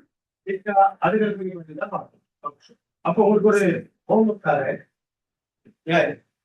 பயிற்சி 6வது அது கீழே பயிற்சிக்கு கீழே அடிப்படை பாருங்க அட்டவணை கீழே இருக்கிறது அடுத்த பக்கத்தோட வணிக நிறுவனத்தில் இடம்பெற்ற பொருட்கள் ஒரு 10 அதுல 10வது 9வது 10வது குழப்பு மாறு எழுது 9வது 10வது குழப்பு மாறு சரி என்ன குழப்பம்னா இங்க பாருங்க ஏன் பாருங்க சரி திங்கர் நிறுவனத்திடம் இயந்திரம் கடன் கொள்வன 2 லட்சம் திங்கர் நிறுவனத்திடம் இயந்திரம் கடன் கொள்வன 2 லட்சம் எப்படி வரும் 2 விளைவு திங்கர் நிறுவனத்திட்ட இயந்திரம் கடனுக்கு வாங்க 2 லட்சம் ரூபாய் அப்ப இயந்திரம் என்பது வணிகத்துக்கு என்னது சொத்து அப்ப சொத்து அதிகரிப்பு வரும் அது திங்கர் நிறுவனத்துல காசு தான் வாங்கி கடனுக்கு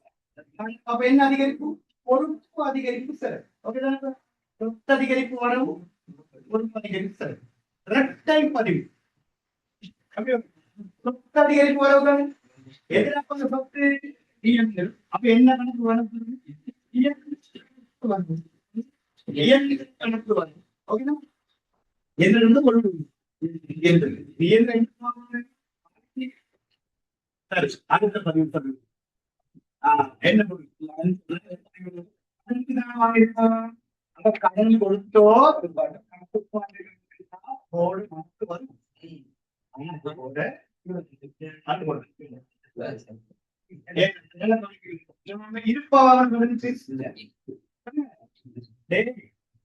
இருப்ப கடனுக்கு வாங்கும் போதுதான் இந்த வார்த்தை பயன்படும் என்ன கொடுத்தோ இப்ப இருப்ப வாங்கணும் பாவிகளுக்கு சொத்தை வாங்கணும் யாருக்கு சொத்த காலம் இருக்காங்களோ அவங்களுக்கு பேர் அப்ப யார்கிட்ட வாங்கணும் அப்ப எங்க சரி நீங்க அதை கேட்க தான் போறோம்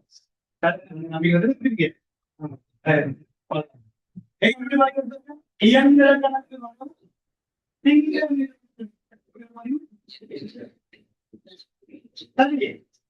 இயந்திரம் கடன் கொள்வது 2 லட்சம் அவ்வளவுதான் யார்கிட்ட வாங்கி சொல்லுங்க யார்கிட்ட வாங்கணும்னு சொல்லி சொன்னது. இப்ப எப்படி வந்தது?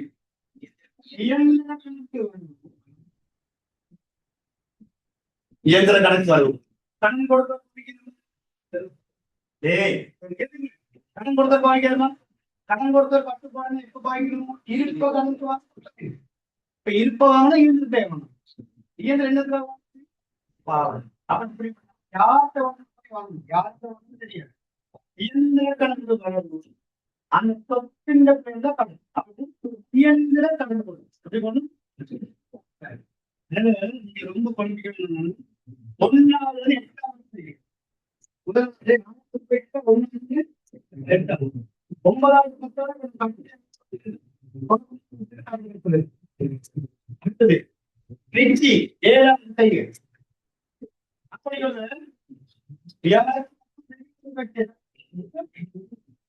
அடுத்தது பயிற்சி 9வது தைய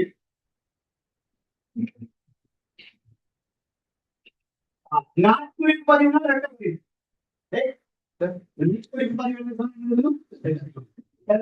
இதெல்லாம் இப்போ படிச்ச பதிவுகள் தான் நான் சொல்லியிருக்கேன். இப்ப இதுகளை சேர்த்துட்டு வாங்க.